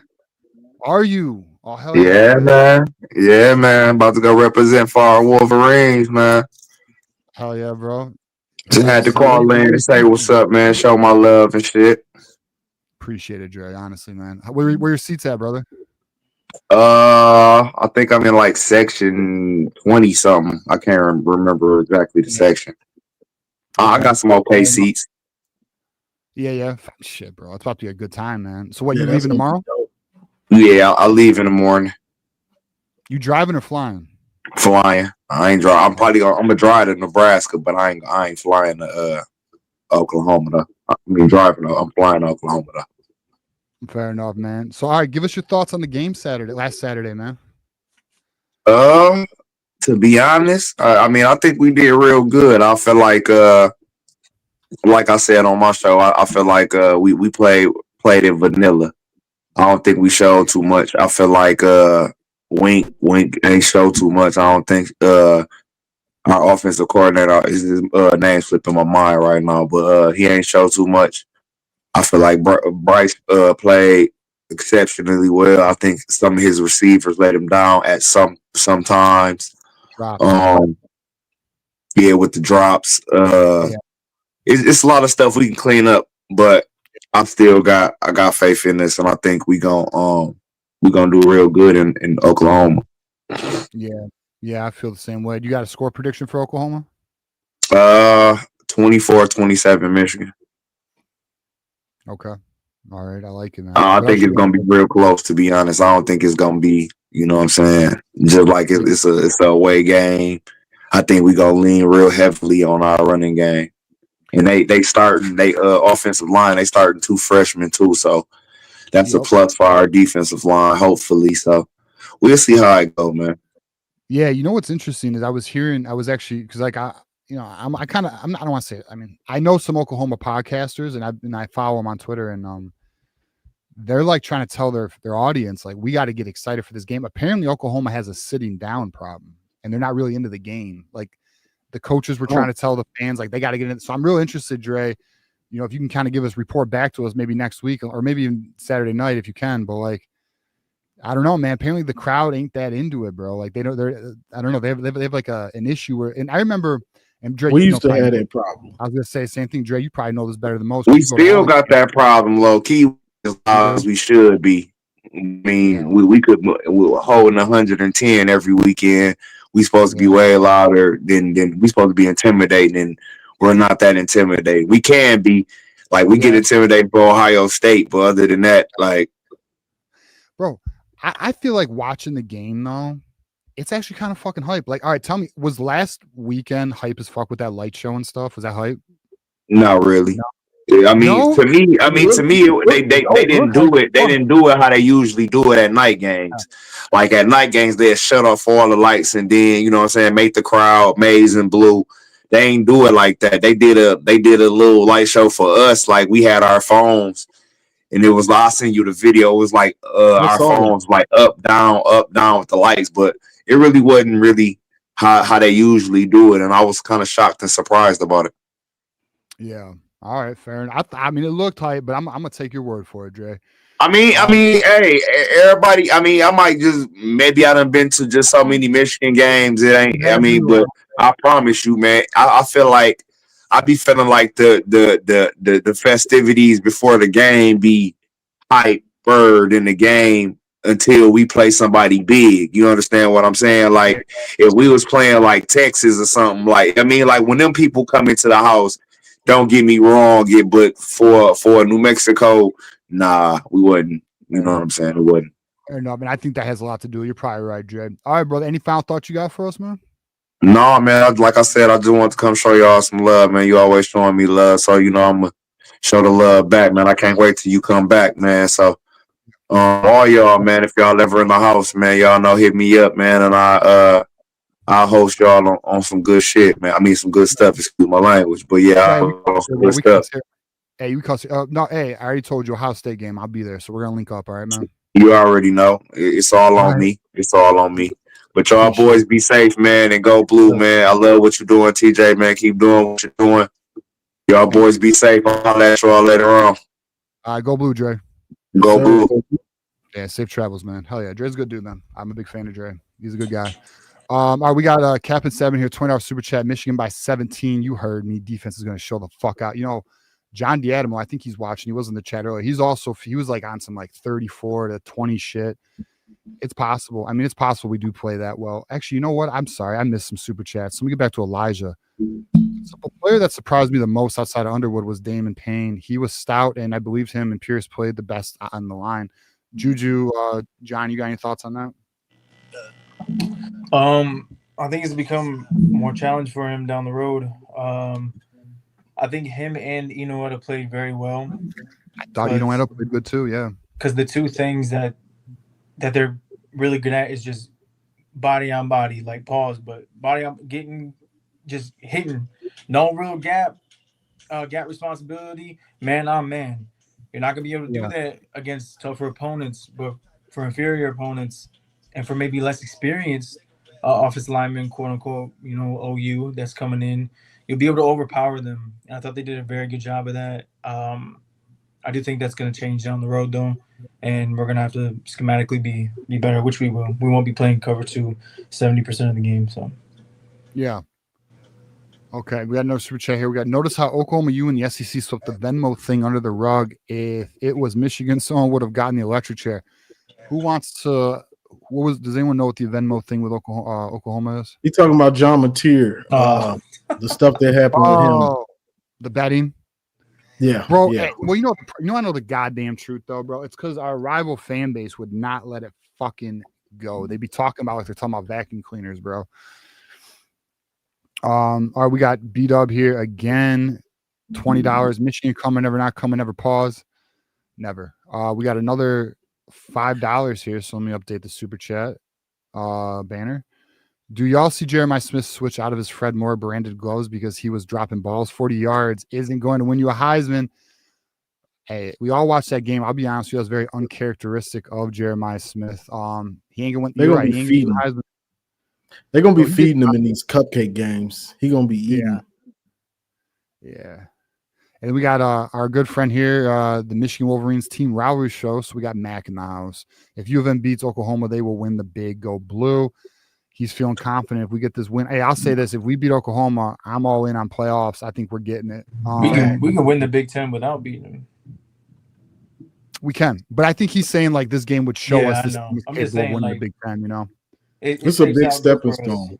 Yeah, this game is a extremely good test for this team. We are going to learn a lot about from coaching staff to position groups to individual players, man. We're going to learn a lot. And, all right, let's get our next caller. Oh, go on. Real quick, TJ. And the fact that this is the only ranked matchup, primetime night game. So if Michigan shows up and shows out, bro, it's going to do a lot for everybody. The Bryce Underwood, Sharon Moore, the team in general, because everybody's going to be, man, it's a showcase. It's a showcase. So they got to show up and show out, you know, because if it goes bad, they're going to be talking bad about it too. So it can go either way.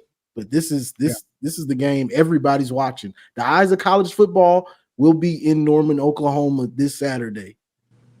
Yeah. Let's get our next caller online. We got Evan in the house. Evan, what up, man? Number 1 draft pick, but they'll will be number Evan, 1. you there, brother? Yeah. I think it's those two guys. Yeah, you're good, bro. Hello? Yeah, I'm here, Evan. What's up, man? I was just thinking that so I did my numbers. I gotta always come with some numbers now. So Michigan was 9-3. They I redid all the numbers of how put them in buckets basically of teams that were within 5 points on the spread, and then around a touchdown of an advantage, and then over 14 points. And Michigan was 0-1 against teams that they were slight underdogs, 1-2 on the close games, 3-0 and 5-0. And then I redid all the teams that are how Michigan is fared in these games, and they would go 9-3 if they had the same record. So that's basically just saying like how much easy. So basically they go 9-3 if they perform the same way as they did last year, given the schedule that they have. So they're going up, 2 games playing. So I was just using that as the schedule to say this was kind of a preseason idea, but I think they're going to go 10-2. And recently you switched your pick from Oklahoma being, Michigan winning the Oklahoma game. So does that make you think they'll win 10 games this year?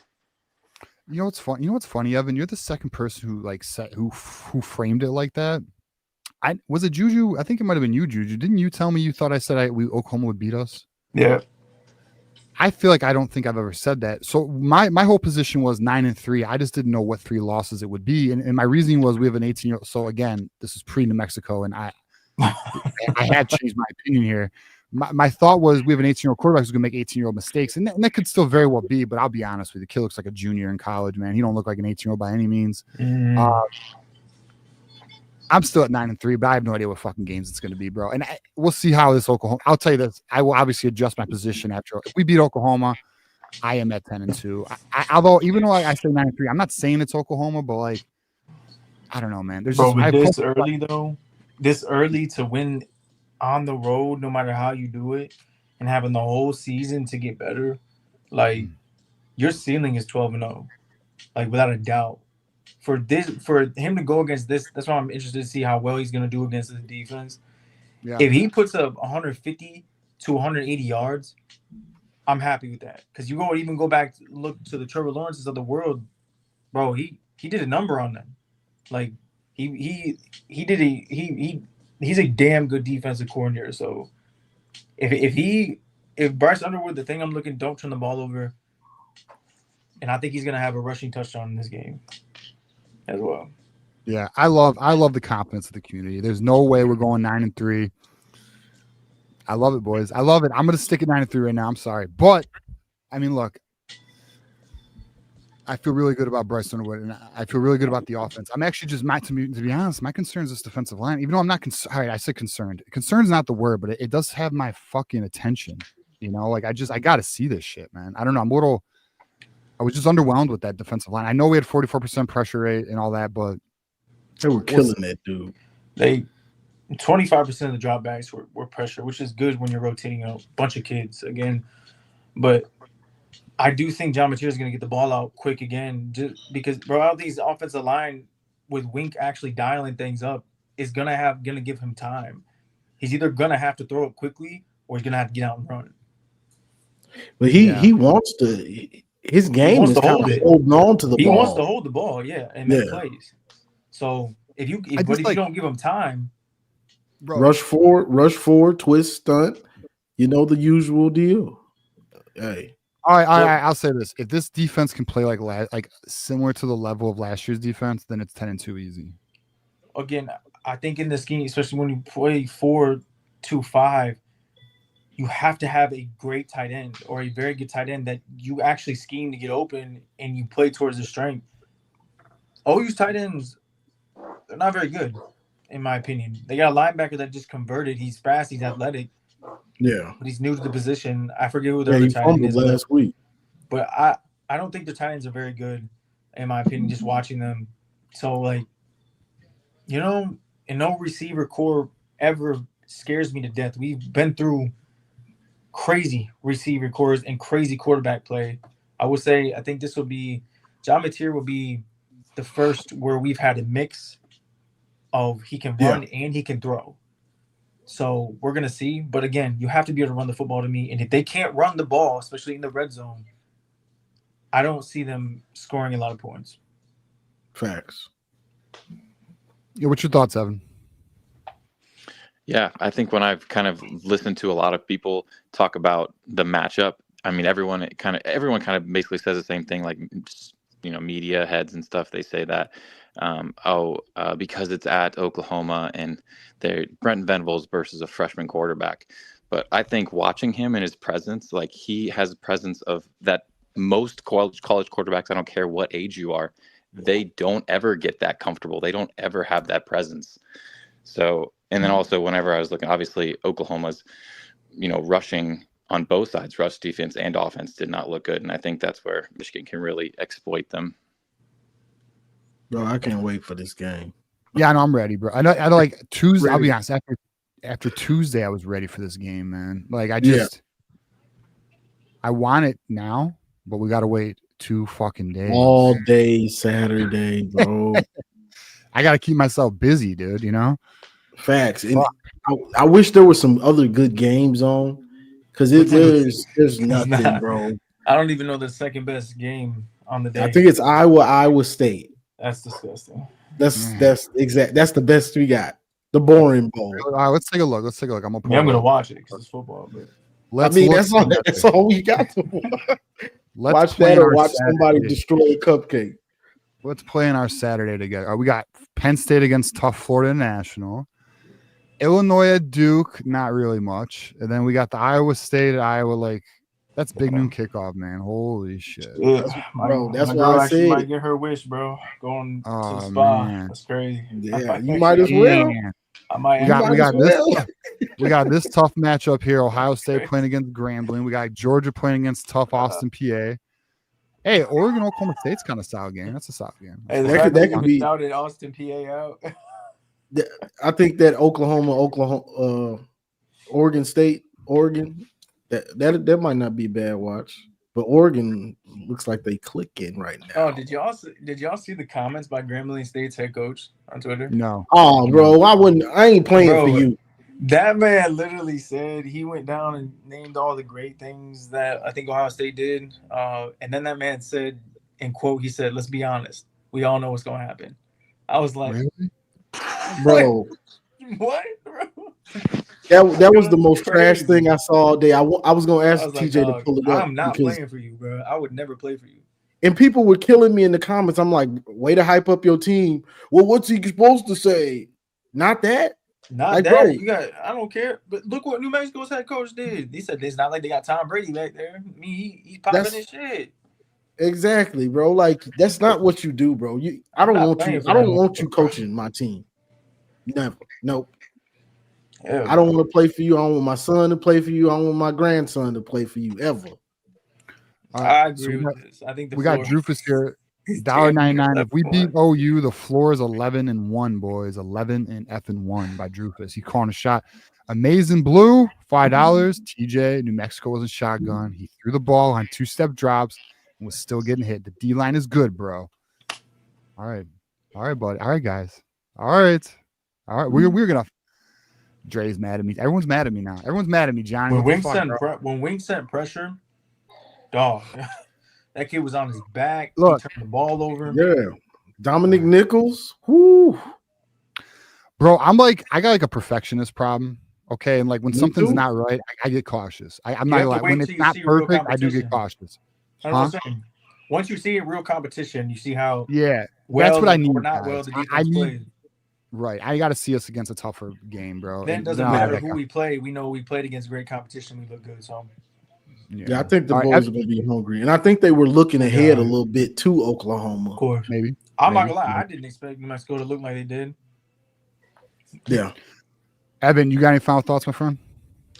Yeah, I got kind of a hypothetical. I think if you sat somebody down that knows ball with them for this game, and you said one of these quarterbacks is a freshman and one's a senior, and you asked them at the end of the game, which one is it? I bet you they'd be wrong. Is John Mateer a senior? He's a redshirt junior. Oh, he's going to the draft after this year, probably. This is his second year starting. Yeah, long way of saying I think Underwood's going to play like a senior. I have to see this offensive structure against real defense because the only examples that we have, it performed very poorly. Yeah, he struggled against good competition. Yes, and they do have better athletes, so to speak, than Wazoo did. But Wazoo, by far, that Williams kid, that wideout they had, is better than anything they have in Oklahoma right now. Those wideouts made a lot of plays. That Williams kid is better than anything they have in that Oklahoma wide receiver room. Yeah, all right. What's discrediting them? Garrison discrediting those receivers. I don't know how, but that Williams kid is him. That Williams kid is like that. Evan, we're gonna let you go, buddy, but give us a score prediction before you get out of here. 27-16. I think Oklahoma's gonna have 3 field goals, 1 touchdown. Thanks, guys. 27 on them. I'm gonna tell generational lies. We'll take it, Evan. All right, appreciate you, man. Go Blue. Enjoy your weekend, man. You too, bro. We win this game. I'm gonna be on the epic troll run for about 2 college days. football game put on no. We win this game. All right, we got West Quad in the. I'm sorry, no, we don't. We got West Quad. You're after Chippo. We got Chippo in the house. What up, Chippo? How we doing, man? Was good, man. I mean, gotta show y'all some love. I've been repping hard down here in Baltimore, man, for us, man. Repping hard for us. But this game gonna be one in the trenches, man. Like I said, them freshmen they got, man, I think we gonna eat, man. I really think we gonna eat. Running back, I ain't hear you. Yeah, go ahead. We got 6 seniors on that defensive front, so. Yeah, I think you know what's interesting. Rayshawn Benny did not have the impact I anticipated. He didn't play. I don't know how much he played. I don't know. Did he not play? No, he played. Oh, he played. He didn't have it, but you're right. But Damon Payne was our best defensive lineman in that game. We didn't do a lot again, but like I said, Derek Moore, and TJ got outside of the interception. Didn't really do a lot, but I got no worries. I seen them play. So we got. I want to just address this because Wolverine Casual is a very good friend of the program. and I fuck Wolverine casual a lot. So $5 super chat from him. He goes, "Have you heard about this secret practice injury?" Has a weird guess. It's Klein. It is Klein. It is Klein. So apparently, there was an injury in practice. We don't know the severity, but I'll text you, PJ. There's buzz that he'll be able to play though this week. I mean, that's am I right, Juju? That there's some optimism he's going to play this weekend. Me personally, I think he's going to play. Okay, but now I want to get also Hogan back too. Hogan Hansen will be back. Is expected to be back this week too. So that's the buzz, boys. That's the buzz. Just so y'all know. What else you got for us, Chibbo? Also, basically, I think we're going to try to grind them for real. I think it's going to be a low-scoring game. I don't think we're going to run it up as far as point-wise. Everybody keep talking about how we was playing vanilla. They was playing vanilla as well, right? I mean, they still couldn't stop the run. I mean, that's the whole thing about it. I mean, man, oh, man, whatever it may be, I mean, them boys still ran over them. So when we get what our offense can do, I think Haynes and Marshall is going, I mean, look real good running that ball down their throat, no homo, right? So, I'm just saying, I'm hoping Marshall shows out this week. I want to see Marshall. You know, in my opinion, there's no reason he couldn't perform better. I mean, we know he's a better running back than what he played. And I think he'll be motivated this week. I mean, how sweet would it be if we can get both them going? Well, there's a couple elements that this offense is not even remotely unlocked, and that's using the running backs as receivers. That's using Donovan McCulley as your 50-50, taking even one deep shot down the field. We did run a lot of 11 personnel, and I love that, especially in the 2-minute drill. But there's a lot of shit that we did not see that will be seen this coming week. Yeah, I definitely like that, Juju. Because early on, I would like to see that shot early. I mean, RPO, go deep, man. See what they looking like for real. Because like you said, they're going to load the box because they expecting to run. They're going to load the box. So we're going to see what Bryce really made of, man. I think they're going to go deep to McColley. I think they're going to go deep to McColley. I think McColley, you're going to see McColley. All right, I'm going to make a call right now. McColley's going to get unleashed this game. I'm calling it right now. Well, if you have he's under wraps right now, bro. He's under wraps right now. I promise you. And I expect Brent Venables to blitz as you would any freshman quarterback and play man coverage and beat me with your arm. And I think he can. And if you get that one-on-one, especially with Donovan up the sideline, bro, he's 6'5". Now many corners can bang 6'5". So I think that's going to be part of the offense. I think, bro, Chip has always been an RPO guy, which means he's a numbers guy. If you're running a stacked box, he's going to throw the ball. He's always been like that. But another element of the game, like we talked about, is Bryce is going to run the ball this game. He's going to. So, I mean, using that RPO and putting a read on it, it's just going to turn another element to it. And I can't wait to see what he does. I agree. Chippo, any other thoughts for us, brother? That's all I was thinking on. Like you say, I can't wait for Saturday night as well, man. I mean, as far as final score, I'm thinking around 24-13, man. Michigan, go blue. Yeah. Okay. Chippo, I got a question for you before you get off, man. So what's it like being a Wolverine fan in Baltimore, man? That's the thing, right? Like I say, it's difficult because you already know I'm gonna be at the Maryland game, so I'm gonna try to hook up with John the Animal, right? Hell yeah, man. I've been up Michigan a couple times for the game. I mean, definitely love it up there. But like you say, it's a trip. So y'all got the advantage being up there. But like you say, I've repped it hard my whole life. My whole life, man. So what are most people fans of out there? Is it Maryland? Maryland for real, right? I mean, but I ain't never been with it. When I first comprehended football, man, it was a Michigan Notre Dame game, man. I've been on the bandwagon ever since, man. Me too. Ever since, man. Like straight like that. So everybody know what it is from a kid. So This shit real. That was my first game too in like 2005. Yeah. What was it? Damn. I don't even know. 2004. I was like, I know. I'm a little up there, man. I'm a little up there. I'm a 99 baby, man. I'm only 26. That's what's up, Juju. Appreciate you, bro. Don't be a stranger, man. All right. No, never is, man. I'm around, man. Go blue. Love. Blue. I love getting fans across the country, man, because like it's so interesting. Like we got friends. We got fucking Michigan, people of the community in like fucking Missouri and Arkansas and Texas and just Florida. Johnny, you in Florida, bro. You know what I mean? Like it's just wild, man. All right, let's get our next caller in the house. We got West Quad in the house. West Quad, how we doing, man? What up, though? Hey, did you find my next wife?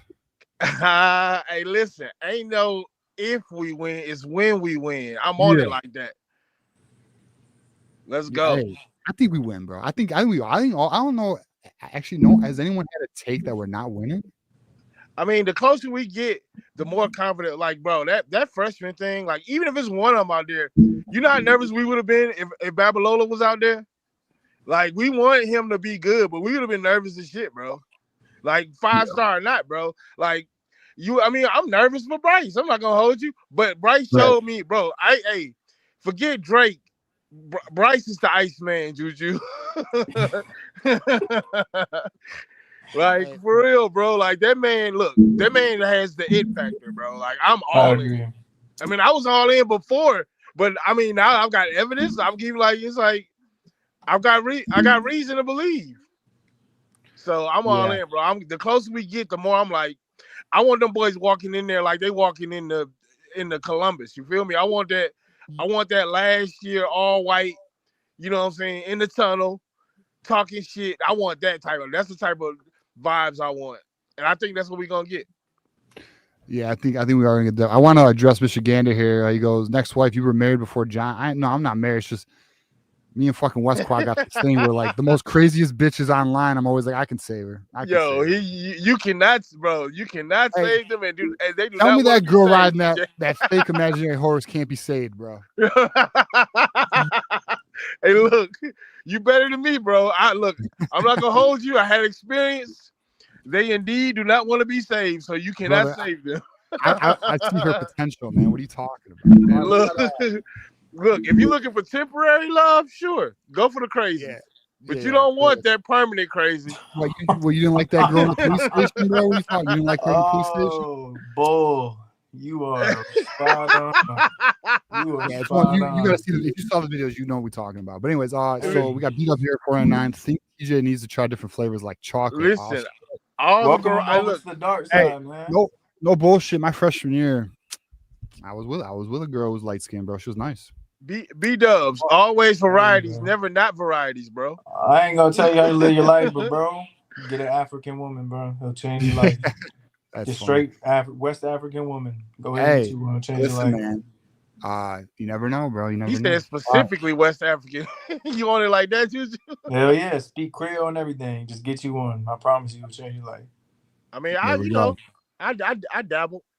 What the hell? I dabble. Listen, if we need women watching this show, they think, bro. I'm sorry, I'm not really like this in real life. I am like West Quad's a poor. I dabble. West Quad, I don't know, man. Some of the pictures. What does that even mean? What does I dabble mean? You know what I dabble means. I don't discriminate. We're not gonna get into it, but you know what it means. Those pictures you be showing from your college days, dog. I don't know, bro. Bro, it be snowing over there, West Quad, huh? No, a little bit. The slopes are open, huh, West Quad? You were skiing all through college, boy. Don't worry about it. Michigan over there with West Quad. I was skiing all through college. Listen, I love them all though.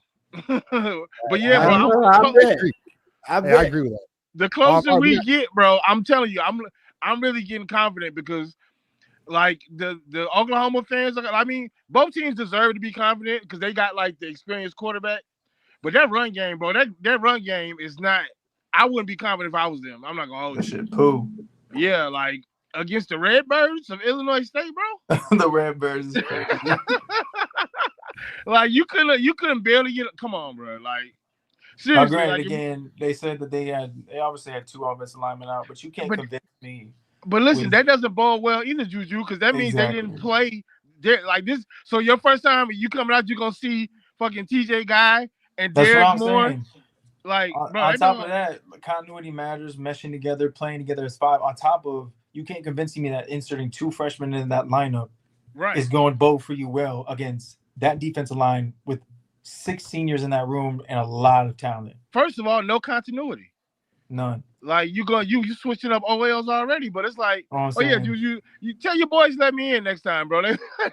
They would not let me up in the space earlier. I'm like, yo, They wouldn't let you out. Yo, I kept trying. I was like, you know what? I just listened. It's all good. Was it the OU Michigan space? Yeah, I wanted to say something though, because somebody was like, oh, if John Gruden comes back to college, like, bro, that man coached 5 years ago. Do you know how different football is now? Like, first of all, the last time he coached the college was like Dayton or something, right? Like, bro, it's not the same game. So I don't understand why people. It's two people that can do it: Pete Carroll and fucking Jim Harbaugh. Everybody else has been questionable at best. Was that yesterday, Wes? No, today. Oh, today in the OU space. Yeah, I was trying to get up today, but I was trying to warm up before I got up here. Oh yeah, but yeah, bro, I'm all in. I believe. TJ, 34-21. You ain't got to ask me. 34-21. That's like we on it like that. Let's get it. Oh, bro. If we scored 34 on OU, we're winning the national championship. Hey, and I'm feeling. That's how I'm feeling though. So look, you preach it to the choir, bro. Imagine if we win 34-21. I'm not gonna lie. If we put up 30 or even more than 23 points against this defense with a freshman quarterback and questions at wide receiver, right, bro? If we win 3-0, I'm gonna be happy. Don't get it twisted. Bro. Yeah, but any win is a win. I'm telling you. Yeah, I'm just predicting that we on it like that. I mean, minus turnovers. That's the only thing I'll say. Is you know, if we can keep it turnover free, we win. I think we win 34-21. Honestly. Hey, John gonna give us a few. Like he's gonna give us. Yeah, I mean that we can make a play on. Bro, I don't love him. Like even if, like I said, if he was our quarterback the other way around, I wouldn't love. I didn't like what I actually saw after I did my homework on material. Like I didn't realize he's kind of a lower level quarterback, and I just say like I might be saying that and might eat our lunch, but I don't. You know, we'll find out. If you're hearing this, John, I'm sorry. Don't take it out. He hasn't faced many good defenses. Obviously, yeah, like and when he did, he hasn't done well. This is the best defense he's going ever to play. Yes, I think bar none, Juju, like 100%. I think so too. I know he's got a couple more tests. Texas has a very good front seven. I think we have a better scheme. They have a better front seven than us. Bro, Texas beats Ohio State with a competent quarterback. With Davis Warren, he wouldn't have been rolling them. He wouldn't have been rolling them ski balls. Arch Deluxe throwing them goddamn ground beef. I'll stay consistent. I think I'll stay consistent. I think Matt P called a hell of a game. He did. But I'm going to say, and this is the stat that I found on Twitter, credible source, Arch Manning with a clean pocket and a wide open receiver or tight end missed 37% of his passes to him.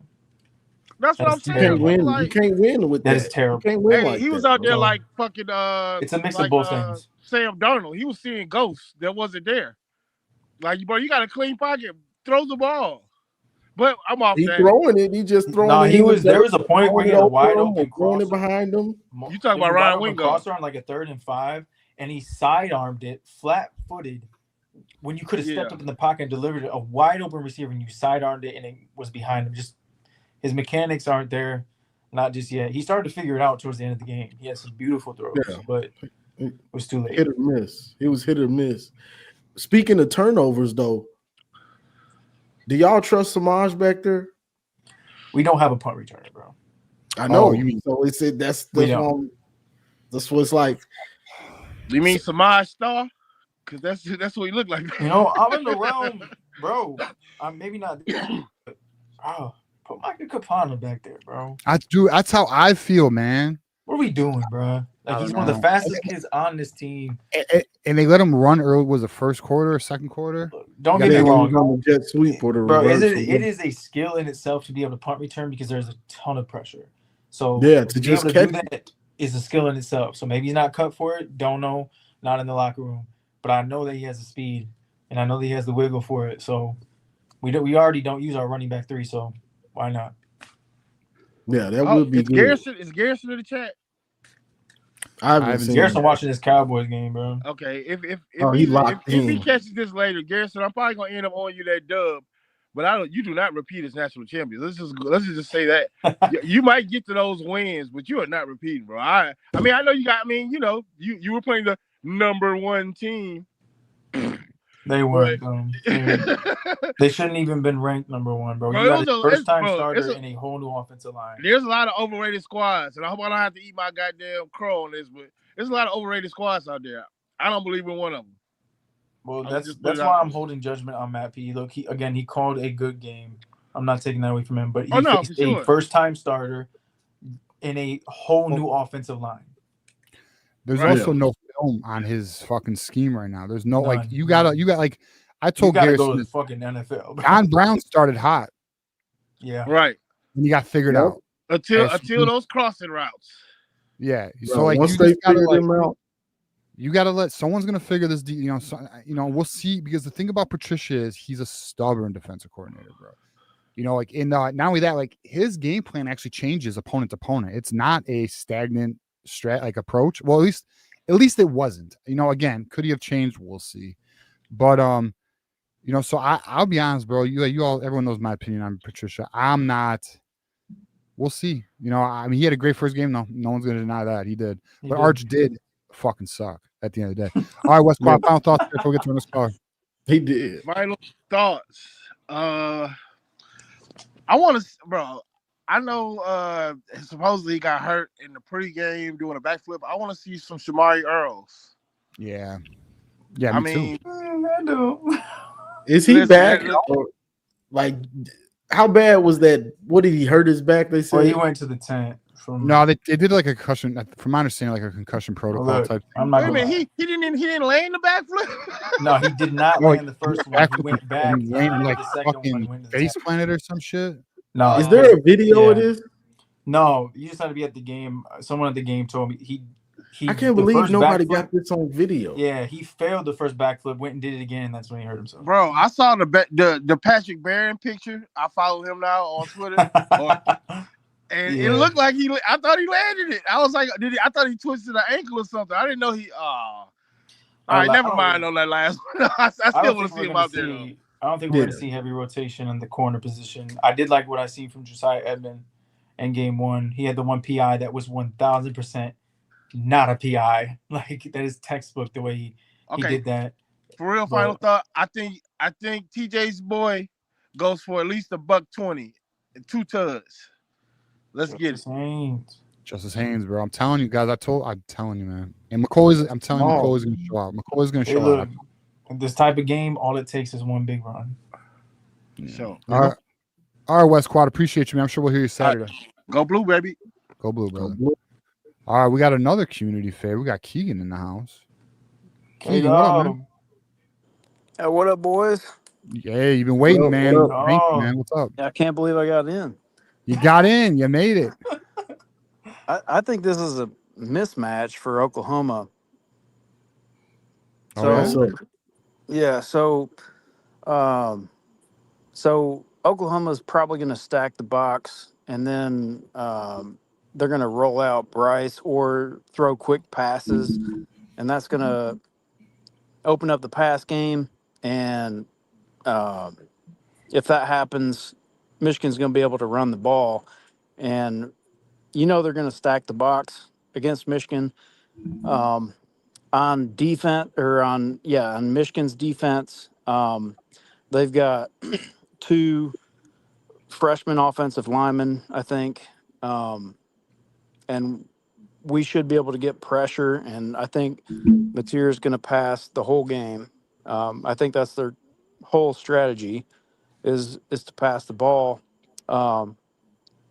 and we'll see what happens. I mean, Mateer's a run and gun player, so that's what the matchup's going to be. They're not going to be able to run the ball much against Michigan unless Mateer and company are able to have success in the pass game. Then they might be able to set up the run later.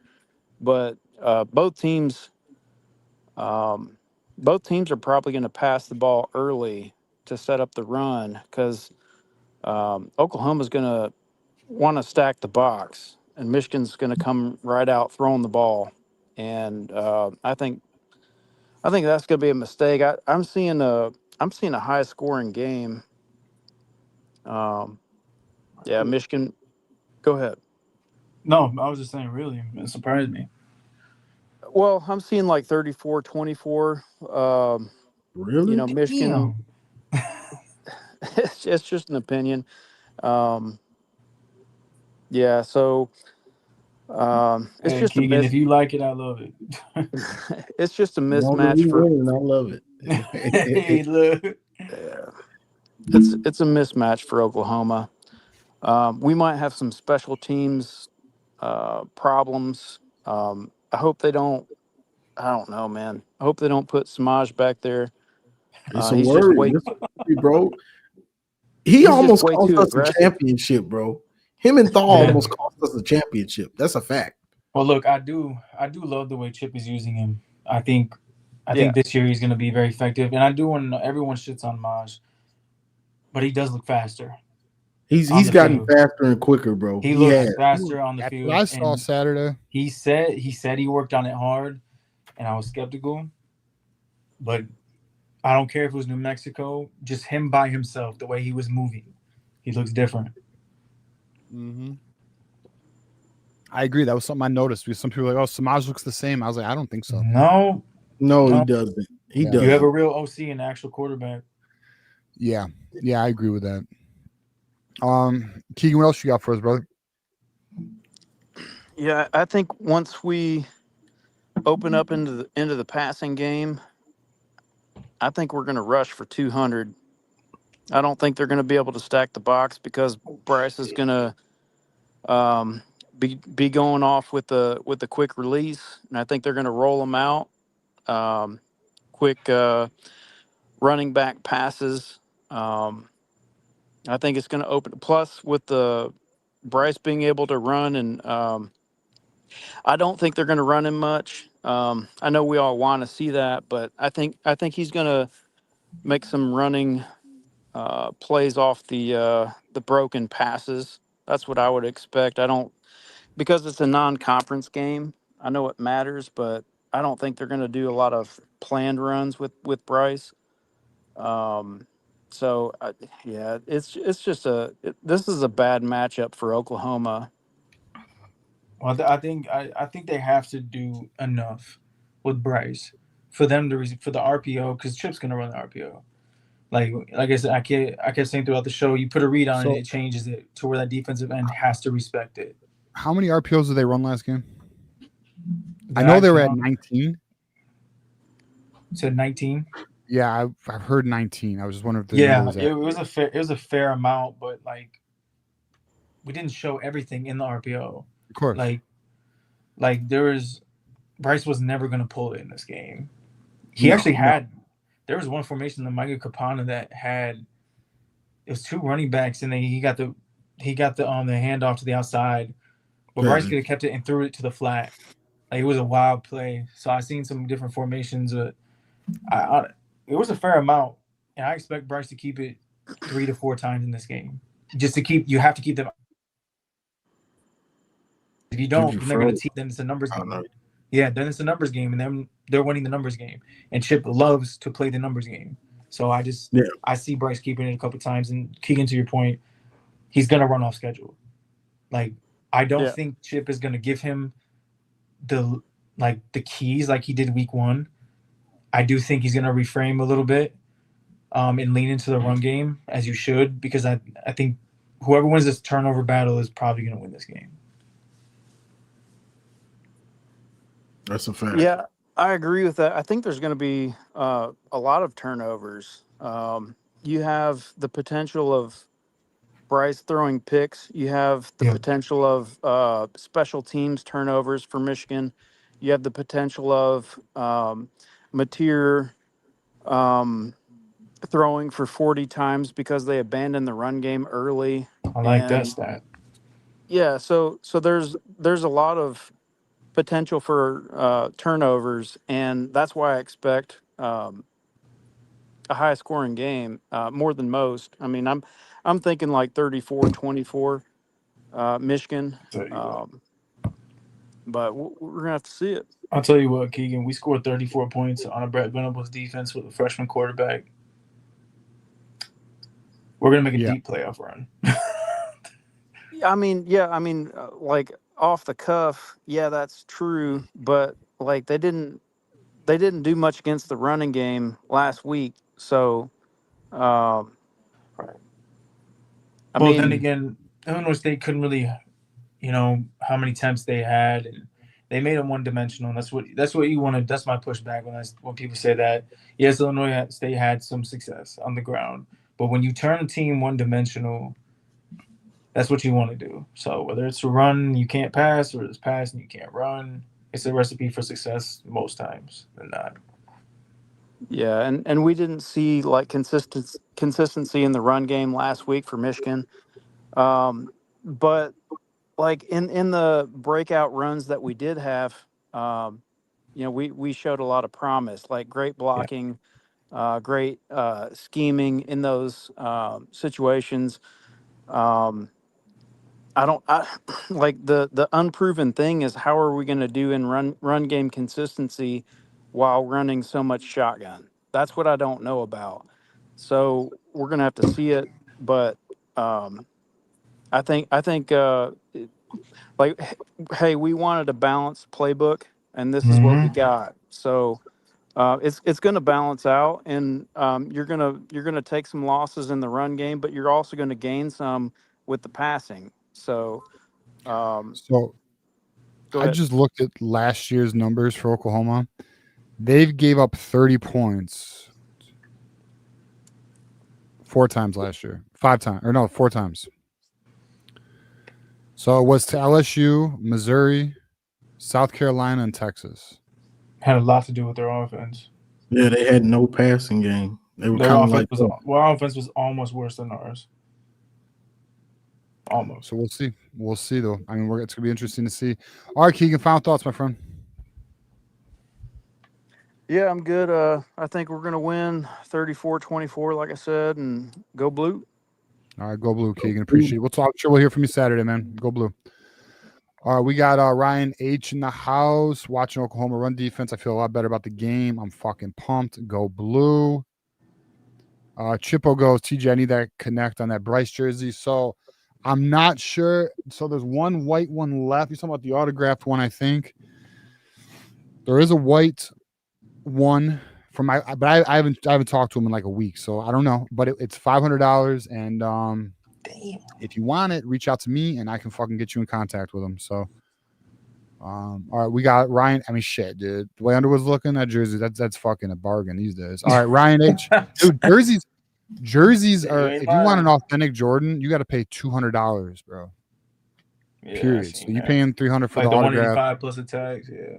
Yeah, plus So we got Ryan H here, $10 super chat. Oklahoma offensive line might have a tough day. They looked all right against their last opponent. Might see some opportunities there. Two true freshmen is crazy, bro. I'm looking for them to get cooked, bro. I ain't gonna lie. When I heard 2 freshmen, I heard 1, and now I'm hearing 2. My confidence was way. It's a big possibility about bro, the freshmen. You would think Wink and our guys, our defensive line, because our defensive line's actually, it's not youthful. I mean, not that there isn't youth. There's youth in the rotation, but I mean, Derek Moore, TJ Guy, you got Rayshon Benny, dude, Trey Williams. These dudes have been around the block, bro. Mm-hmm. That's a lot of experience on top of talent. So Michigander, bro, in the NIL shop, they're selling Bryce Underwood. I bought another one, so I got 2. I got another one, so I got one that's autographed, and I got another one that's coming. $208 that's including shipping. Bryce Underwood, and part of the proceeds go to the community. So that's on the NIL shop. They got them. So if you want one, go order one. $208, brother. All right, next caller, we got an individual. I think another fan favorite. We got Ben Baller in the fucking house. He's usually bringing that heat. What up, Ben Baller? Hey, what's up, man? Before I get to the game, man, there's this show on YouTube. It's called The Monty Show. And they are talking some mad shit. Some mad shit saying Bryce Underwood doesn't know what he's looking at. Saying that everything's the first read. He throws sidearm. So anyone in the chat wants to go bomb. Has anyone heard of this channel? Called The Monty Show. I've seen him before. I have. Bruh. I couldn't believe what I was hearing, man. This same guy, now listen to this. This same guy said that Arch Manning had a good game. And he outperformed Julian Sand. He a doggone idiot. Oh, I've seen this dude. Bro, it's unbelievable, man. I couldn't believe it, man. It's either a shtick, like he's trying to rage bait, or he's an idiot. No. You know what's crazy? You know what's crazy? Hold on, let me look at this though. For someone who has 176,000 subscribers, his videos don't do shit. He bought them. Bro, he's got these are like the number one. He's a Notre Dame fan. His if videos that helps out too. That makes sense now. Now that makes sense. A lot of these don't even touch 1,000, bro. If y'all haven't seen or looked at Brooks Austin's videos either on TikTok or YouTube, you need to. I have. I love his description, man. He said he got the physical prowess of a Cam Newton and the mechanics of a CJ Stroud. He knows what he's talking about when it comes to quarterbacks. I do enjoy his analysis, and I mean, if you go watch it, there should be no concern with Bryce Underwood. I don't listen to these. I agree, man. And then have you guys seen Have you guys seen the Football Nerds? Football Nerds, yeah, bro. I used to like them. Their takes from this summer forward have been just shit. Bro, you should watch the Michigan-Oklahoma prediction. They was bagging on. Bro, the dude named Josh, this should make you mad. He compared him to Joe Milton. He said he's like a little bit better version of Joe Milton. He's like a more accurate version of Joe Milton. I was like, what are these people talking about? Bro, they really don't know what that means. Bro, what I learned, I liked them initially, bro. Like, I actually, but like, I watched them. Like, bro, they've had some fucking terrible takes. That's another fucking terrible take. Bro, they're SEC bias. Like, it's very clear. And then secondly, bro, they ain't fucking as analytical. I mean, sure, they got a computer model. That's cute. You build something that's fun. But at the end of the day, those motherfuckers aren't that good, bro. They two worst takes on the game. This was their two worst takes. They said Bryce Underwood he has an awkward throwing motion and throws sidearms. I'm not even kidding. They said that. No, I'm not even kidding. They said that. His mechanics, his mechanics are insane. I know. Bro, he got great mechanics. He's got a tight throw, quick release. It's fucking dude. Strong arm. I'm sorry, they're fucking stupid. The only weakness in Bryce Underwood's game is his experience. It's called like it is. I don't even think they. And then their next take was they were talking about New Mexico. Go ahead, my bad. I don't even think they watched the Michigan game. They watched a few clips. They didn't watch the whole. All of Bro, they brought up New Mexico and they brought up last year's New Mexico team. Like it's the same team. Like they had like the worst defense. They had all this right. I'm like, do they not know that like that whole team is like 75 transfers and it's got a whole different coaching? Do they not know that? Yeah, that's called a lazy take, bro. A lot of these fucking like, bro. The reality is this, and like I've learned this from myself because like I do post game. You cannot watch every game. They're not. That's why like you see like these sportcasters. Like look at Monica Benut, who from ESPN, who fucking thought the Barry Sanders jersey was Shedeur Sanders. These motherfuckers don't even know what they're talking about half the time. Like just because they're on TV, just a lot of these people don't know what the fuck they're talking about. Bro. And like another thing too, like that I learned in trying to build this network when I was a part of it in a administrative role. Fucking bro, we interviewed so many people who claim to be diehards and passionate fans and have podcasts. Bro, we would ask them a simple question, Juju. We would say, explain your running back room. I was just about to tell you. I remember you saying that the running back. Yeah, I think I told you that, Juju. Bro, they couldn't name the players. They couldn't fucking name they just. I'm like, wait a minute, you watch every game, and you don't know how to fucking break your running back room down. What the fuck, bro? It's amazing how many people don't know how to talk about football, man. It's amazing. Yeah, no, for sure. But on to the game, man. We gonna put foot in their ass, bro. I'm calling like 35-10, bro. 35-10. Yeah. I don't think they're gonna be able to stop the run game. I don't think they're gonna be able to block our defensive line. I think they're gonna have trouble moving the ball. I think the only action they're gonna get from it is probably some scrambles. Maybe there's a lapse in coverage here and there, and they might get some points off that. But for the most part, I think it's gonna be hell for a material all day. I think we're going to be able to run the ball. And I think Bryce Underwood is going to tell all these dumb fucks saying throwing sidearm and can't read the field and shit. I think he's going to shut them the hell up, and I can't wait to show up on their shows when he does.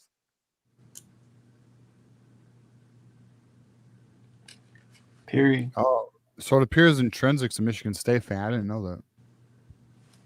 The Michigan State. Well, there's fans a are damn theory that good. he's Thin, I know. out there that he's some dude named Justin something.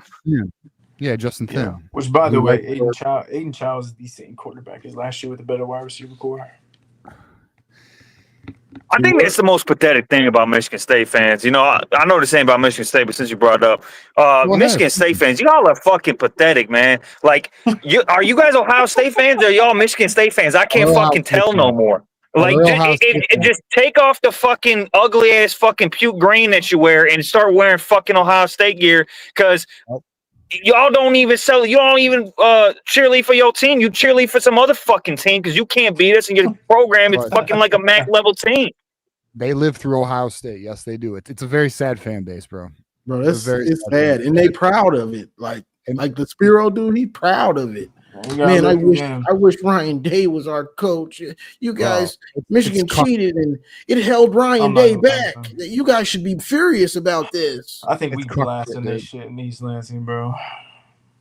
It's sad. I'm not, and like what's gonna be funny too is Dusty Mays like fucking building a monster. We're gonna own their ass in basketball too. Oh, I cannot wait, because then they have nothing. You literally hockey. I know, that's why I can't wait. I mean, the hockey team's doing some things, but whatever. They got hockey. I'm not gonna lie, Yeah, bro. And bro, this look under Sharon Moore. I mean, Michigan's just gonna get more talented every year. Like Michigan will end up being, in terms of talent, we're gonna be on this. We're gonna recruit at that same level of like a Texas, a Ohio State, Georgia. That's good. I'm telling you right now that it's already starting. We're gonna be right there, and I know that hurts them because the punishment didn't happen the way they thought it was gonna happen, and now the talent, they want to come here. I know it pains them because they're literally a MAC level program now. That's what they are. They might as well just join the fucking MAC at this point. I'm being dead serious. I think Rutgers gonna pass them up. Northwestern, man. I know they trash, but the way you were crewing down, in that fucking East Landville or whatever, I mean, shit. I think with Sharon Moore, I think the minimum every year was just based off ranking. I like film over rankings, but just based off that for narrative purposes, I think the minimum is 2 5-stars every year. I missed the super chat. My bad, Amazing Blue. $5 super chat. Next team is the same team from Idaho who took Oregon to the brink of a loss last year. You're right. Yes. That's what I said. Yeah. New Mexico head coach. He's a good head coach. Good fucking coach. He's gonna rise up the ranks. He's a good fucking coach, man. You see what he said? You said he said after the game. Yeah, they're like talking about one day he can tell his kids. Coach against Bryce Underwood. Hey, who do you guys think the starting 4 on the D line gonna be? I think it's gonna be Moore, TJ Guy, Rayshon Benny, and Trey Williams, bro. Oh, Cam Brandt. The fucking did you see? I think it's gonna be Damon Payne. Did you see the comment by was it Wink or Sharon or somebody said Cam Brandt was the best defensive lineman? Yeah, I even said that even watching the game, bro. He showed me an element to his game that I've never seen before. I thought he was gonna be a bull rusher, but he showed bend on multiple plays around the corner. So I think they're gonna start. Payne got the best penetration in the middle to me. Well, that's what I was talking about earlier. I mean, as it changes, like you gotta have more than just being able to be stronger. Because as you get more competition, 310 plus on 310 plus. You're looking for space instead of just movement. He was able to bully those kids. So as the comp gets better, I think we'll see more of a rotation. But Rayshon Benny stabbed. I need to see. Here's my point. I need to see less of a rotation. I need them to settle on. Their guys, man. I don't want to see dudes dominating and then they rotate a bunch and those dudes that were dominating are no longer in there, and the dudes that are in there aren't dominating like the dudes that were dominating, and then it's like we're all out of whack, out of rhythm. Cut that shit out. Settle on who you need to settle on. Right. I think there's legit 5 guys you can legit play. You just have to figure out where you're going to substitute them, in my opinion. You got too much talent in that room. I understand what you're saying. 31 guys in defense is obviously not going to happen, especially on the D-line. Most of them were on the D-line. That shit will not happen, and if it does, I ain't going to lie to you. I got some questions, some real questions. But I think it is going to settle in, and we're gonna see it this week. Oh yeah, for sure. Hey, I'm gonna get out of here, but the last thing I'm gonna say, man, is if we go up there and beat, no, not if, when we go up there and beat that ass, I'm just gonna be, I'm gonna be a little bit of a troll. Okay, do it. Kind of troll, half not. Fuck it, 16-0. Fuck it. 16-0. We win the natty.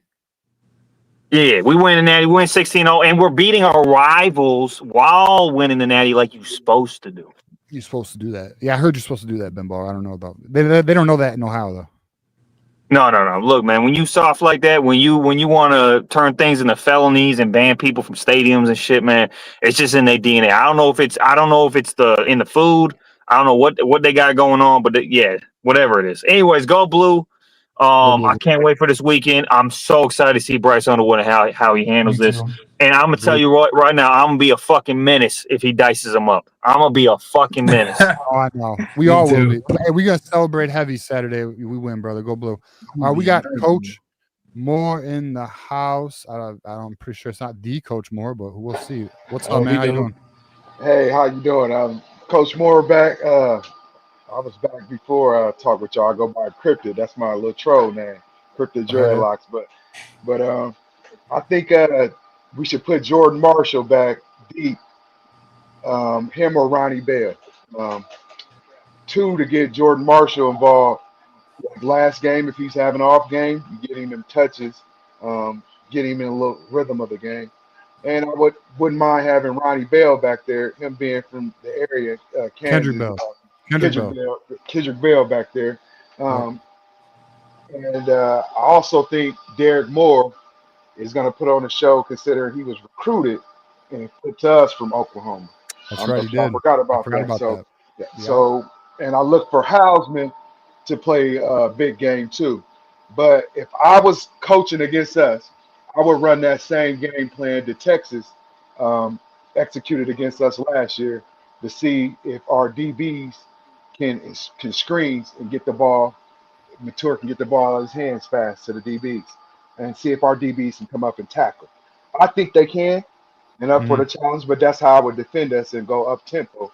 But I wonder if they go up tempo with two freshman tackles, how's that going to work out? So, and then another interesting fact that I want to watch is Coach Moore and Venables. How does Coach Moore, the test match with him and their quote unquote cheetah row?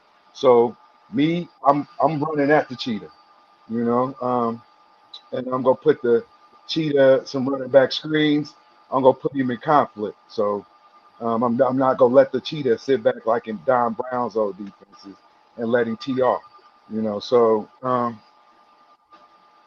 some of the things I want to see. Well, we'll kind of tell me, what do you think? What do you think is going to happen in the game, though? Like, what are you expecting Oklahoma to bring to us, and what's your score prediction? I'm like 34-20, like one of the guys said. I look for Mr. B more like when we played Penix in the championship. And I look at it like that game because this kind of reminds me of Penix, and I think his game kind of a Timo version of Penix, And I think he gonna end up like Penix, taking a beating. So our community is they feel we're strong about this one. But I too believe in that Washington game, we bust a couple big runs. I look for Haynes, a couple big runs, just like in that Washington game. To see the up tempo, and I'm interested to see too the sub match, how weak subs and how Venerable subs. So the sub game, getting players on and off the field, that's gonna be key. But I think overall, if the O-line can help Bryce out communication-wise, not getting penalties, I believe we're gonna be just fine. Yeah, I think I know Juju's kind of like everyone's thinking we're going to score over 30 points. Juju's questioning that, but shit, if we can do it though, we'll see. I keep saying, bro, with the freshman quarterback, you score 30+ points on a Brett Venables defense who has a very good record of rattling young freshman quarterbacks. And you saw what Brett Venables said about Bryce Underwood, right? Right. Reminds me of Trevor Lawrence. Reminds him of Trevor Lawrence, who he went up against every single day. That's the one thing that I'm kind of in agreement with you, Juju. If there's anybody who has seen a freshman phenom, it's Brent It's Venables. Brad He knows, Venables. and like even though Bryce Underwood is a bit different than Trevor Lawrence has a like very similar arm. Although I will say Bryce Underwood's is probably better. But I do too. incredible gifts as a freshman, and like a lot of people like to knock Trevor Lawrence about for his. They say he couldn't run with he could run with the fucking ball. Bryce Underwood's a better runner though. 270 on OSU. Right. I And think I'm he has gonna a tell better you, arm and he's a better athlete than Trevor I'm gonna, Lawrence. I'm gonna tell y'all as a coach, I'm running him rollouts and I'm giving him the sideline to get to sitting in our Yeah. backup. As a coach, I'm not gonna run him because Mad at that. our depth. So I'm gonna get him with the option, a run pass option, but he got that Of course. to get out of bounds to keep his stuff. Now I'm gonna tell him that, and I would tell him too that hey, you're a freshman quarterback, but all quarterbacks make mistakes. So all this freshman mistake and all of Right. that, I'm gonna get him in a psychological that hey, he gonna make a mistake. Anybody can make a mistake. Go out, play your game. So Yeah. That's really what I'm looking for is if you're going to make a mistake, like I said in the New Mexico game, if you're going to make a mistake, make it being 100% positive and confident in what you're doing. I don't want you, pump faking. Now make the mistake. I want you to be 100% confident. I mean, he exceeded my expectations for week 1, especially with his poise. So I think he's going to be fine in Norman, especially after the first couple drives. I believe if the mistake is made, it'd be something like a marsh, a guy's not looking, or something that a mistake like that. You know what I mean? Like in this type of game. And also, I do look for Marsh and Sanders, the Texas boys, to show up in this game. I know Marsh had a kind of a so-so game that first game, but I look for him to be big time in this game. Yeah, we'll see. We'll see. I don't know. I'll be honest. I wonder if the coaches are going to trust Marsh, considering he didn't have his head turned around. I thought the game was a little too big for Marsh in his first game, to be honest with you. Yeah, in the big house.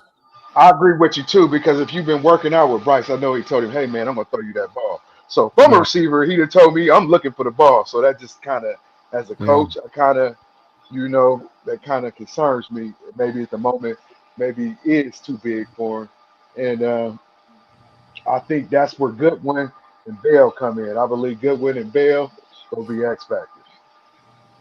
Yeah, we're gonna see on that. All right, Coach, give us some final thoughts here, man. Like I said, 34-20. I believe. Give me a breakout player offensively and defensively. Offensively, I look for. I'm gonna go Bell. Okay. Defensively, I'm gonna go Hillman. Ain't really no breakout. I just love how he played. But like I said, I think they go test us on them wide receiver streams, getting the ball out, and I believe he gonna come out and lay some bone crushing, and to let that, and they gonna try some of that middle, and I believe he go because that middle was open last game, New Mexico, and we can't look how we played against New Mexico too because he's out of that Wisconsin coach like Illinois, so they play that hardball ball, good defense, run the ball, so he was cut from that cloth. So that's my final thoughts, and go blue. All right, Coach. Appreciate it, man. And go blue. Have a good weekend, brother. Maybe we'll talk to you Saturday. All right. We got one more. We got actually two more callers. We got Sonny Ray. Let's see. Oh no, we got super chat. We got Elijah Bowman 499 super chat. We need one wide receiver to break out to complement Klein. Our rushing game, Klein looks reliable, but you don't want your number one target to be a tight end. That's like Penn State. I mean, shit. That's like Michigan. Colson Lovin was our number one target the year before. God, all right. Could have been. Oh my God, what could have been with Loveland in this offense? Shit. I know. Now you just made me sad. All right, we got Sonny Ray in the house. Sonny Ray, Sunny Days. What up, Sonny Ray? Hey, what's up, fellas? Oh, we can't hear you, brother. Connection's bad, Sonny. I can't do it. Maybe call back in. We'll try you again, bro. Call back in. It's just a bad connection.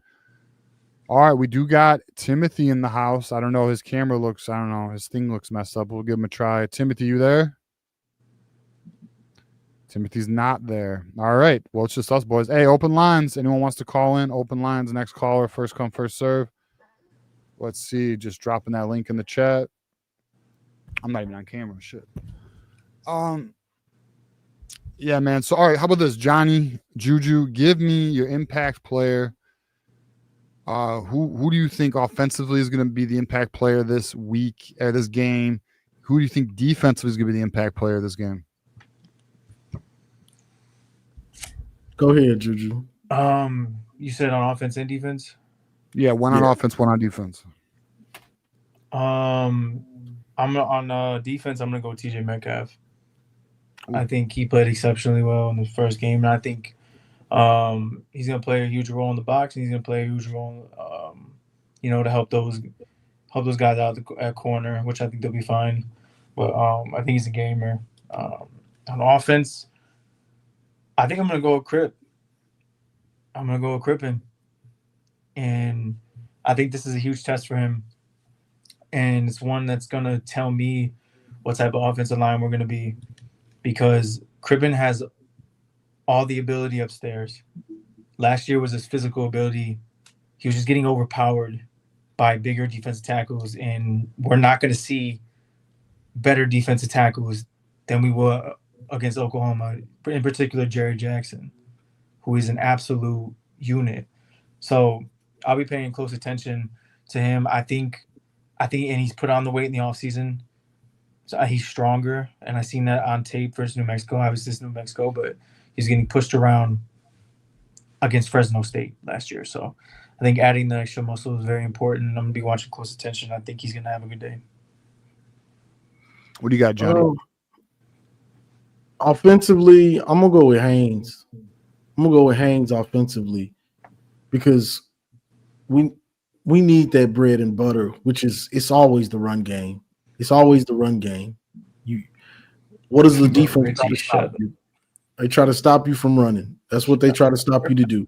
Stop you from running.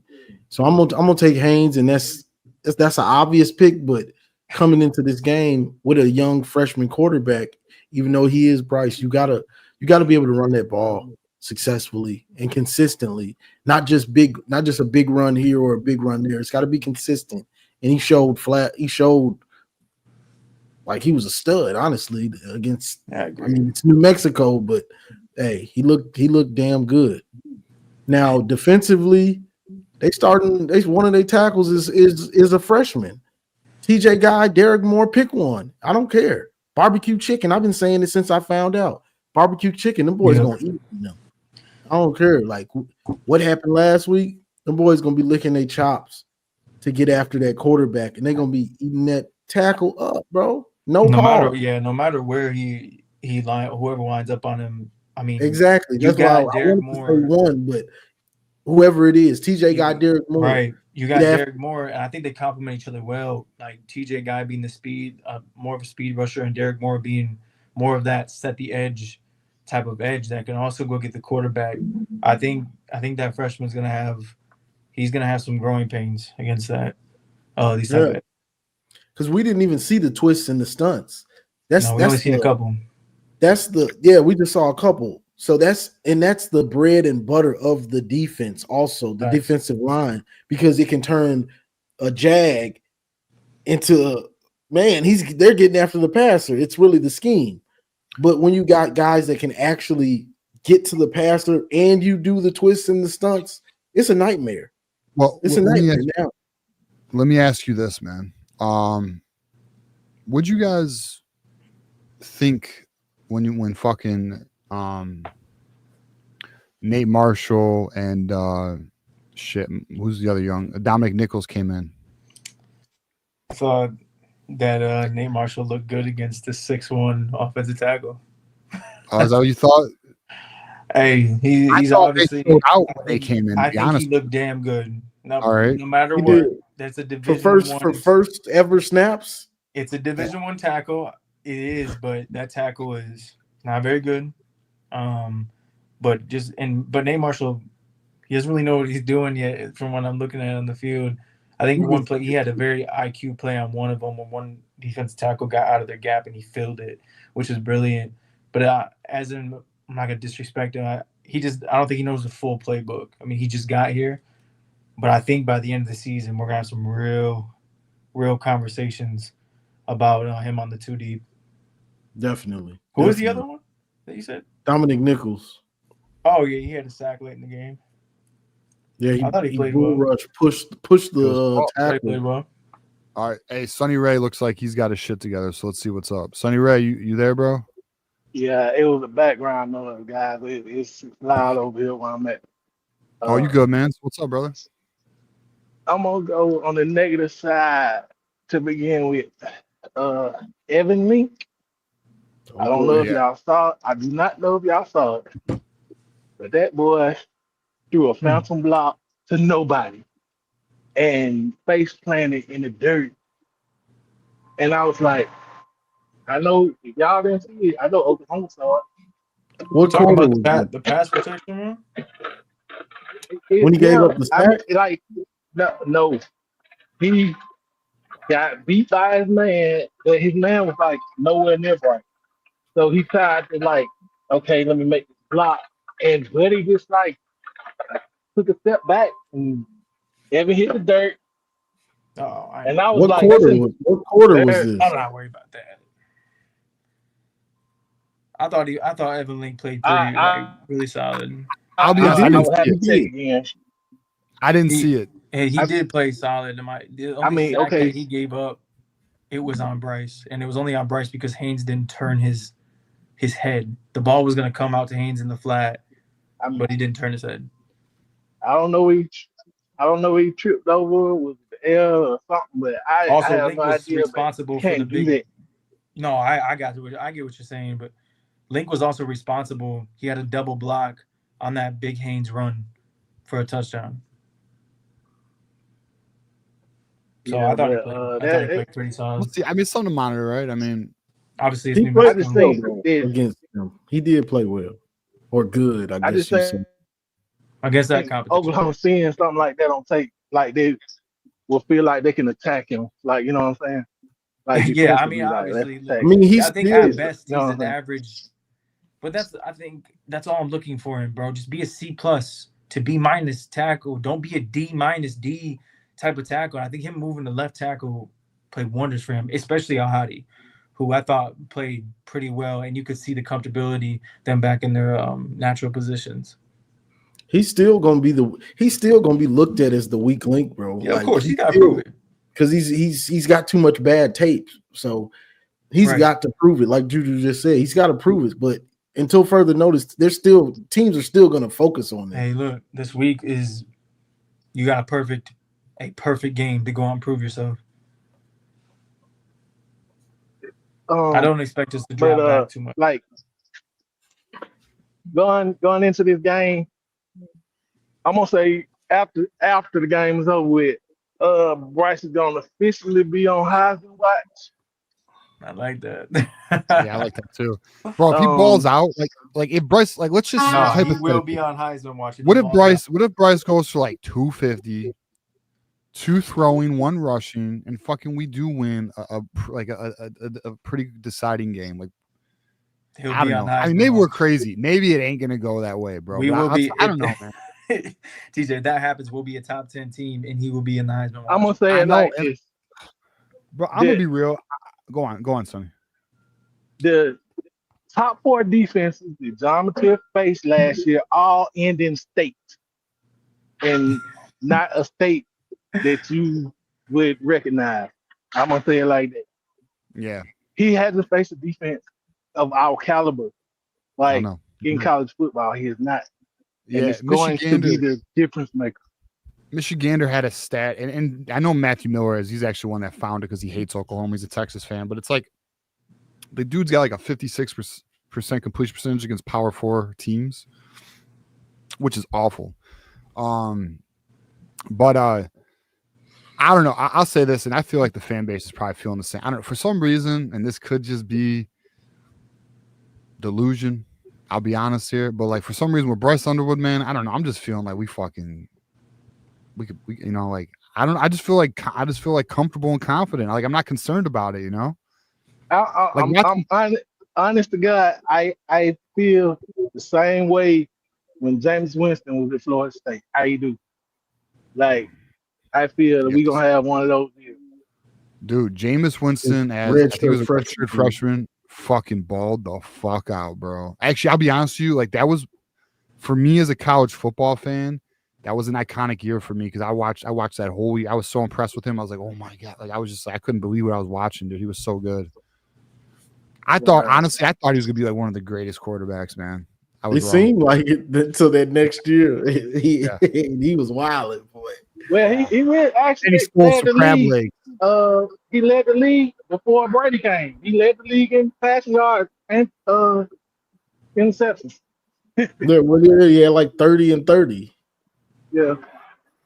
Yeah. All right, Sonny. I don't know if I asked you. Did you give us? Sonny, I don't know what you did, dog. I gotta let you go, brother. He at the spot. The spot on a Thursday night, boy. Okay. All right, we got Drufus in the house. Drufus, what up, man?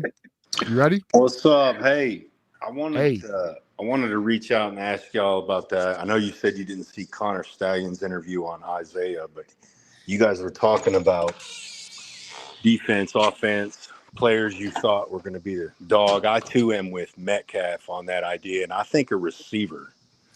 I don't know which one, but I think a receiver is going to light it up. But that going back to Oklahoma's run offense, their offensive line, Connor on Isaiah on that interview today, he was going through some film of Illinois State. Oh, really? And it was actually Illinois State's running game versus OU's defense. Mm-hmm. And he was really breaking it down. Just a few plays. Wasn't nothing extravagant, but he was talking about how a lot of their defensive production comes from stunts and twists that they like to do on first and second down. Normally, you would see a defense try to do that on like third down when you're trying to get to the quarterback. Facts. But he was breaking it down like this, and then he was talking about bringing safety, leaving one high and bringing one down to add that extra in the box. He was talking about you do that, and Bryce Underwood's going to eat your ass. Hell yeah, I gotta watch this now. Hell yeah. It was pretty sick. You know, I tune into all y'all Michigan boys shit. I'm down here in Oklahoma. No shit, man. So what's the vibe down there?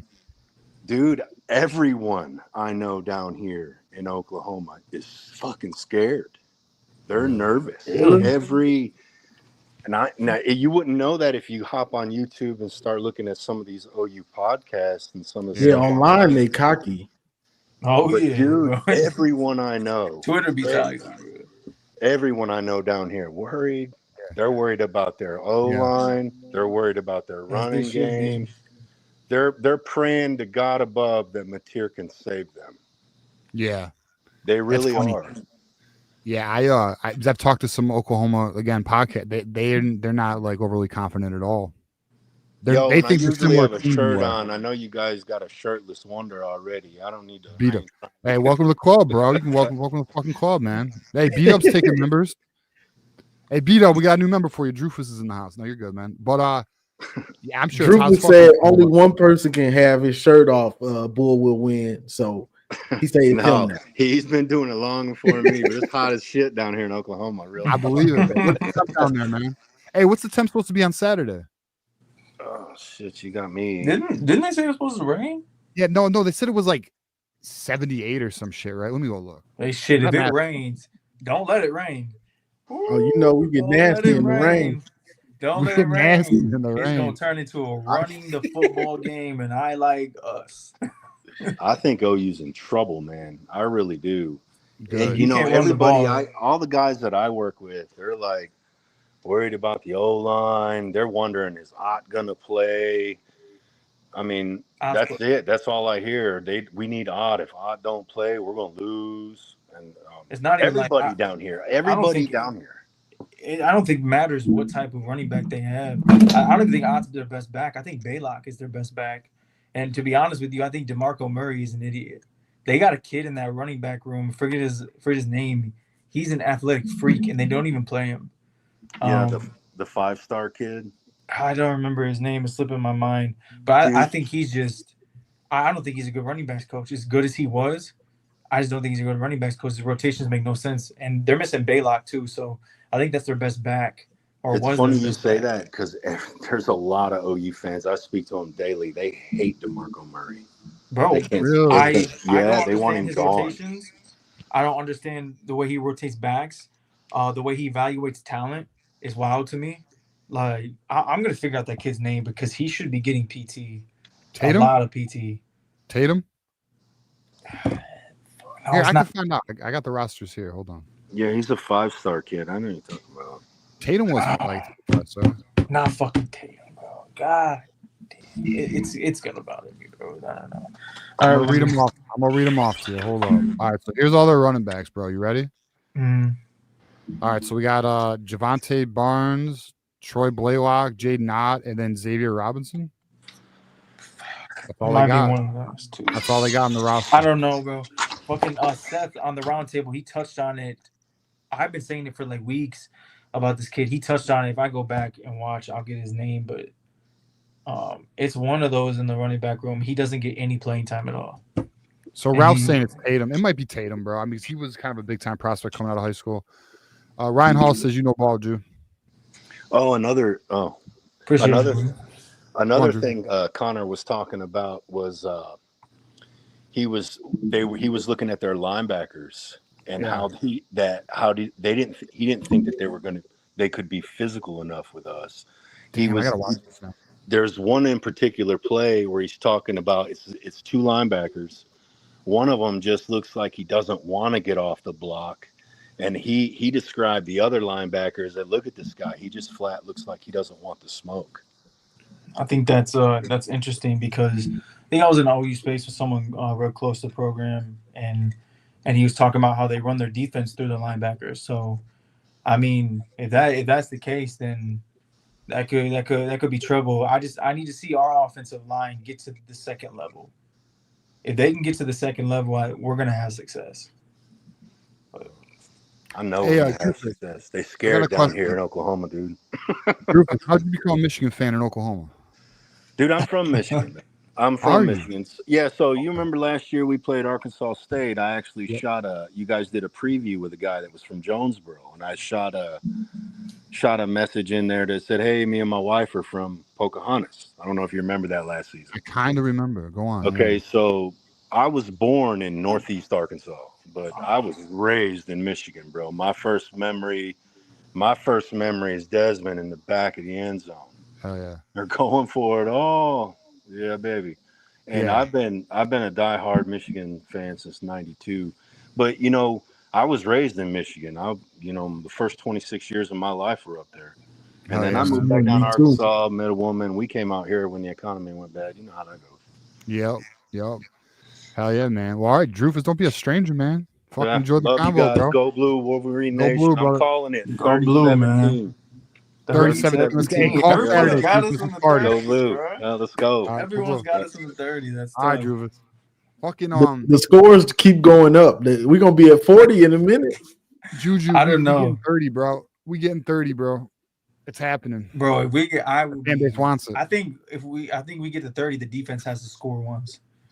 The facts. That's what I was thinking, happen, bro. Every time they say it, I'm like, once, I believe you. I'll believe you if you score once, bro. Yeah. All right, let's get All right, we got Keegan. Keegan's back. Let's go, Keegan. How we doing, man? What's up, boys? We're going for 40.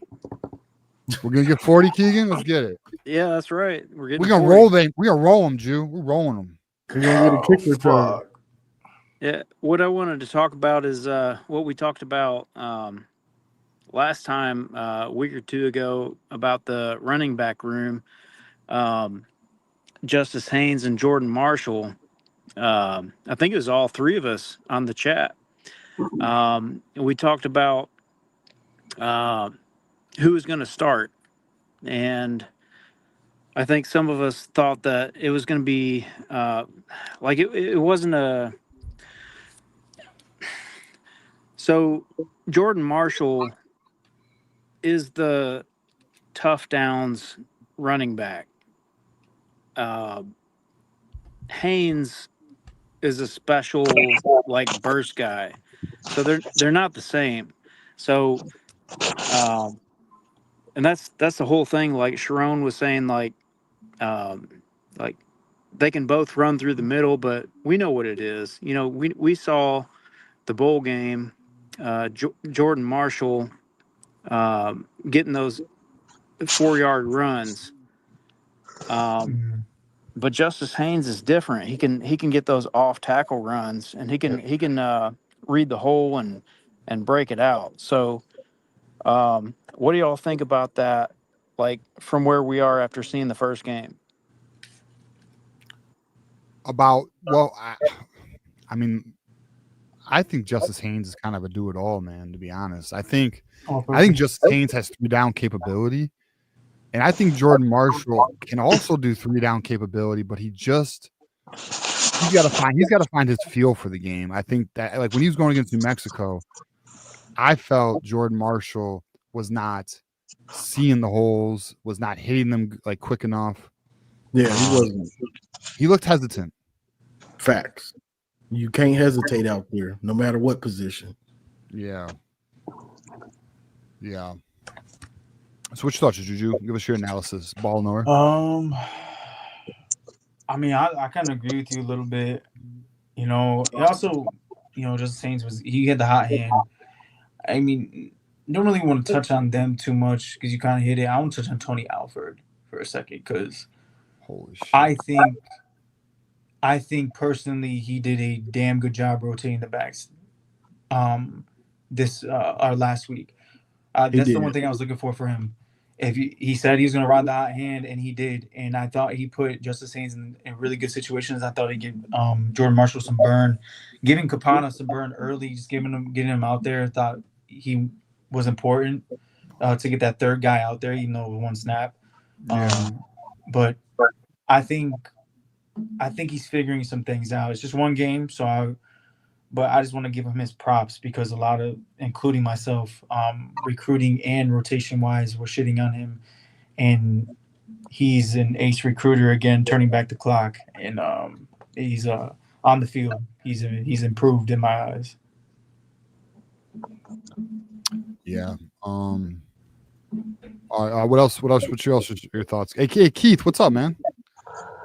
I'm looking forward to Saturday. Can't wait.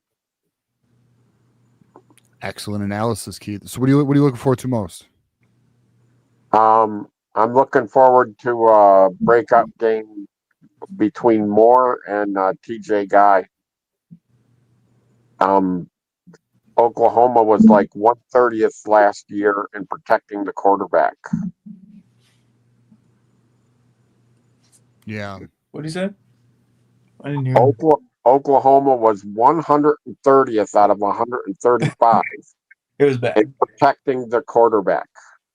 They had a lot of injuries last year, and I know this year. Even this year, when you're starting 2 true freshmen in this game, if that was us, I would be scared to hell. Like, we would get killed, in my opinion, up front. Yeah, I'm looking my chops. Like you said, Juju. But on the other side of it, Mateer is a quick release guy, so they're going to be all right with the passing game.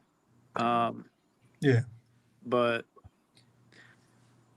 no, they're going to be fine in the passing game. I think John Mateer is going to throw for close to, if not a little over 300 yards in this game.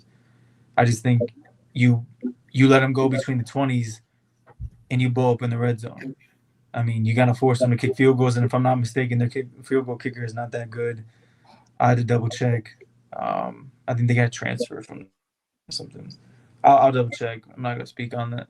I'll actually refrain from speaking on that because I don't know, but I do know we have the best kicker in the nation. That's what I do know. Yeah, but Keith, don't you think Jordan Marshall is going to do some stuff in between the tackles this next game? Yeah, Marshall's fully competent running back, but Haynes has got the top end speed to break the game open. Yeah. So with that breakaway speed that Haynes got, I'm afraid that Marshall's carries are going to be limited. Oh, I don't think that at all. We saw that last year.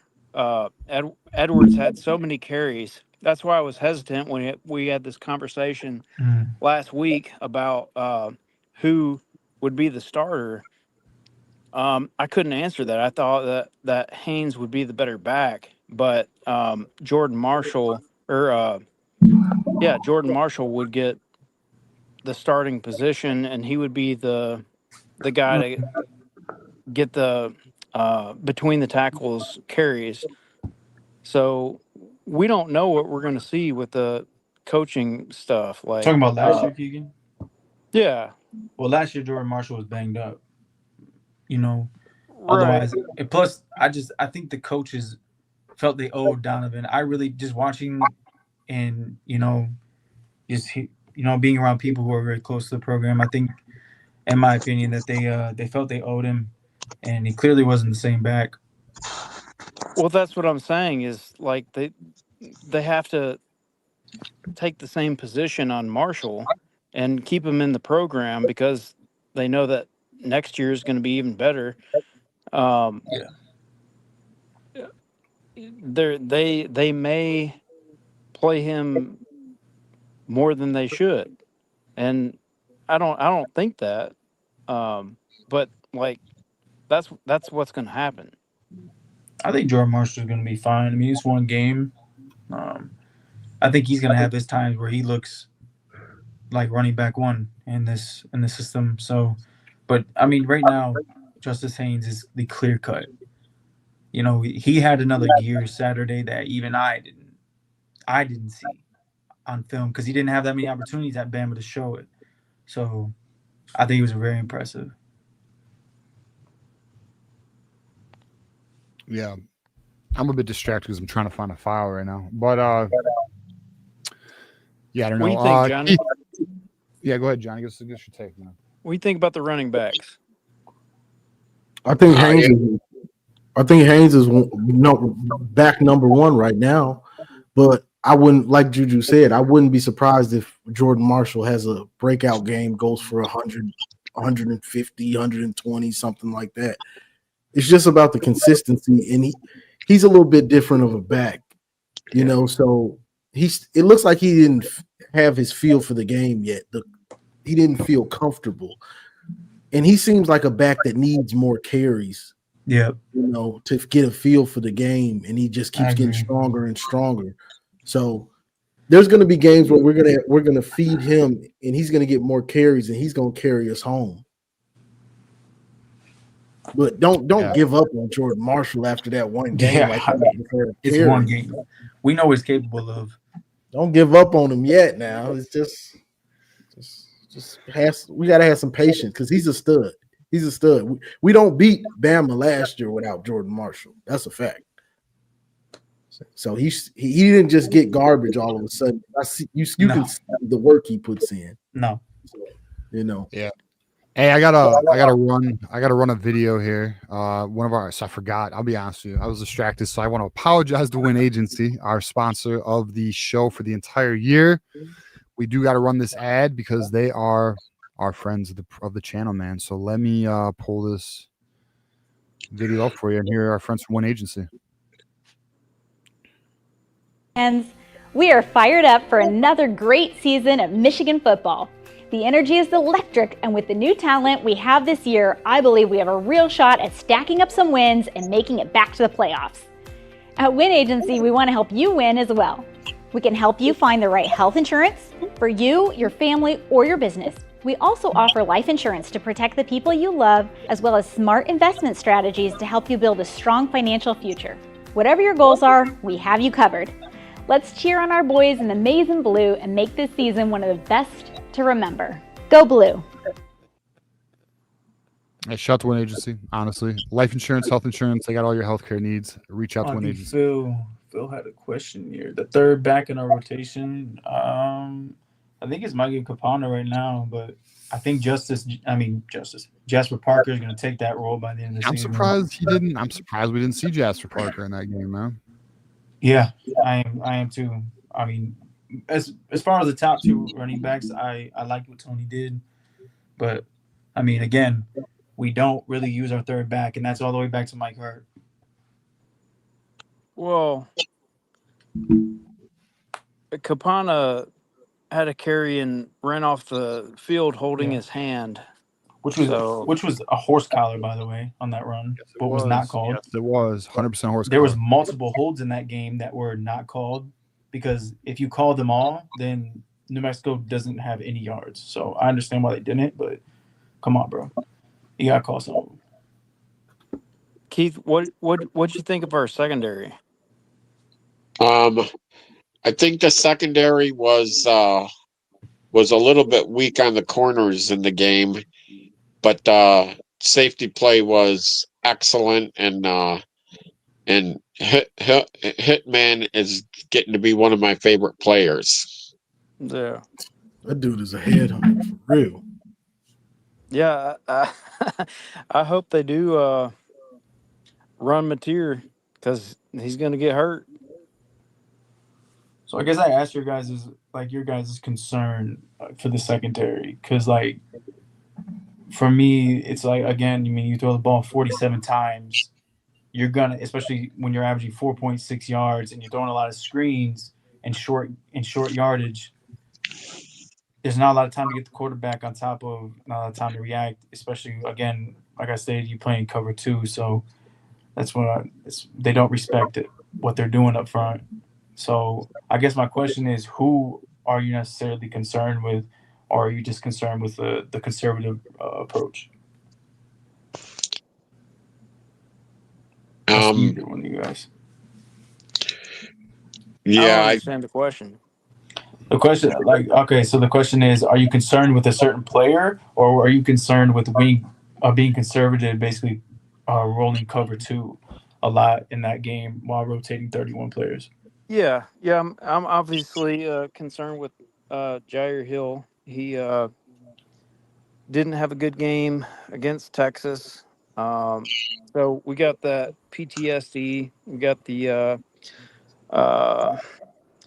who's number 7 last year, Makari Page. He had a bad game against Texas. So that's a concern, that the same defense shows up against Oklahoma, and Oklahoma's going to come out and throw the ball the whole game. But what Texas doesn't have, or what Oklahoma doesn't have, is a run game. So it's probably going to be one dimensional. So it's going to be a little bit different. It's going to be I would like to see them not rush the quarterback a whole lot and just play pass D, and see what happens. I wouldn't spy the quarterback. I would just play pass protection and see what the defensive line can do. And if Mateer runs, I mean, we got safeties that can lay him out. We got linebackers that can lay him out. Like that's not a good situation for John Mateer. So I don't wish anything ill against him, but it's a bad matchup, man. Yeah, I do think we got good linebackers, but I'm a little concerned about Jimmy Roller in space. Jayshon Barham, not so much. But again, if it's Ernest Hausman as a spy, I'm cool. But if Jimmy Roller, for whatever reason, gets matched up in space against John Mateer, I don't like that. That's a fact. I'd like to bring up a point that I think Wink Martindale was running psych ops against Oklahoma with that 33-player rotation on defense. So that Brett Venables has no idea who's going to be covering, who's going to be playing backer, who's going to be on the line. The tape is probably next to useless. Well, I mean that's essentially exactly what Oklahoma did. I mean, they sat 2 offensive linemen out for precaution. Regardless, again, you're bringing in 2 freshman offensive linemen. So I don't think it's going to change much in your running game. But defense, I think they rotated a good amount, and they didn't allow really anything from them. But offensively, especially the running back. Oh, the running backs are hurt, so they're getting Jay Knott back though. So I think that's a big win for them. Well, so they say, but I'll be honest. Some of the Oklahoma fans aren't even confident in that. But even, but, hey, I mean, he's definitely not 100%. Let's just call it what it is. He's not 100%. He's just coming back, and I think I don't want to say he's rushed back, but I think with Baylock going down, there's more of an urgency for him to play. All right, let's give a shout here to Ryan Hall, gifted 5 memberships to the community. Thank you, Ryan, for help building the community. We appreciate that. All of our new members, enjoy your emojis and welcome to the community. We are at our 3 hours, so let's get some final thoughts here. Keith, did you even give a score prediction yet? My score prediction is 45, 31-20. 31. Michigan. Phil's got us winning by 14-17 in the chat, bro. Let's see. Philip. Yeah, he said that they won't be able to stop the run. I know, I saw that. I like it. Hey, we win. If we win by 14-17. Shit. We're gonna be the most obnoxious fan base. We're gonna be the most obnoxious fan base. College football is on notice. There you go. Here you go, Juju. 30-13. There you go, Juju. Phil, I wish you could grab a mic. We're on shine, but I wish you could grab him. I would love to hear what you had to say. Yeah, I wish. He needs to call in, bro. He don't call. He watches us. All right. Final thoughts, Keith. Final thoughts is let's get that running game going for Saturday with Marshall and Haynes against that which appears to be leak. It might be a psych op, but it seems like we might be able to get that running game going and control this game pretty well. So go blue. All right, Keegan, what you got, man? Yeah, I'm at 34-24 blue. Concerned about USC, Washington, and Maryland. I think there's a good chance that we make the playoffs and make a good push. So that's what I got. All right, man. I'm with it. Juju, give us your final thoughts, man. My final score prediction, obviously, I had OU winning this game before in preseason, but after watching this, I feel a lot more confident. My final score prediction, I got like a low scoring game. I got 19-13. Good guys. Johnny Olden, let us know, man. I picked us to win this game, I think, earlier. Or maybe I didn't even pick. But I got us winning this game. I'd say 27-21. Okay. So I got us winning. I said this on Tuesday. It's the same 24-17. I'm with it. I think we get it. I feel this offense is going to be able to move the ball a little bit. Like, I do think Venables is going to give us some challenges, but I actually think our defensive line should beat this offensive line. We should be able to make Mateer a little uncomfortable. All right. And let's see what happens, man. Let's see what happens. But all right, boys, that's the end of the call-in show. Appreciate everyone being a part of this. Everyone who watched us tonight. Appreciate you, Juju, rock with me and Johnny. Appreciate all the callers. Yes, sir. Everyone who fucking contributed financially. Obviously, that's appreciated as hell. All the gifted memberships, all of our members, everyone who's a part of this, from mods to just viewers. Even if you like the video, we appreciate that. So thank you, everybody, for being a part of the show. We will be back Saturday night. We will be doing post-game. Let's hope we're here. Let's hope it's a fucking celebration, boys. All right, that is it. As you know, it's always go blue. Go blue. College football is even more exciting when you've got some action on the line, and the games are even better when you're cashing in. And the Voice of College Football is the place to be to get the greatest value. Start with my picks. 75% against the money line, 58% against the spread, and I've got a 40-plus year track record. 11-0 in the college football playoff for me last year against the money line, 8-3 against the spread. And I'm just the warm-up act. Steve Merrill of Wager Talk is our ace in the hole, show stopper. 7 years with the Voice of College Football, over 30 years in the industry. Steve gives us analysis on all the big games, but you can't miss Steve's weekly under-the-radar pick. 28-12 against the spread the last 3 years. You also get picks from some of our top analysts here at the Voice of College Football, including Corey Bratta, Matt Zemek, and Steve Dace. Check out those numbers. Become a YouTube or Patreon member for just $99 per month. Go to the main channel on YouTube, click join, and then select the betting tier. Do the same thing on Patreon. Make 2025 a winner now. Did you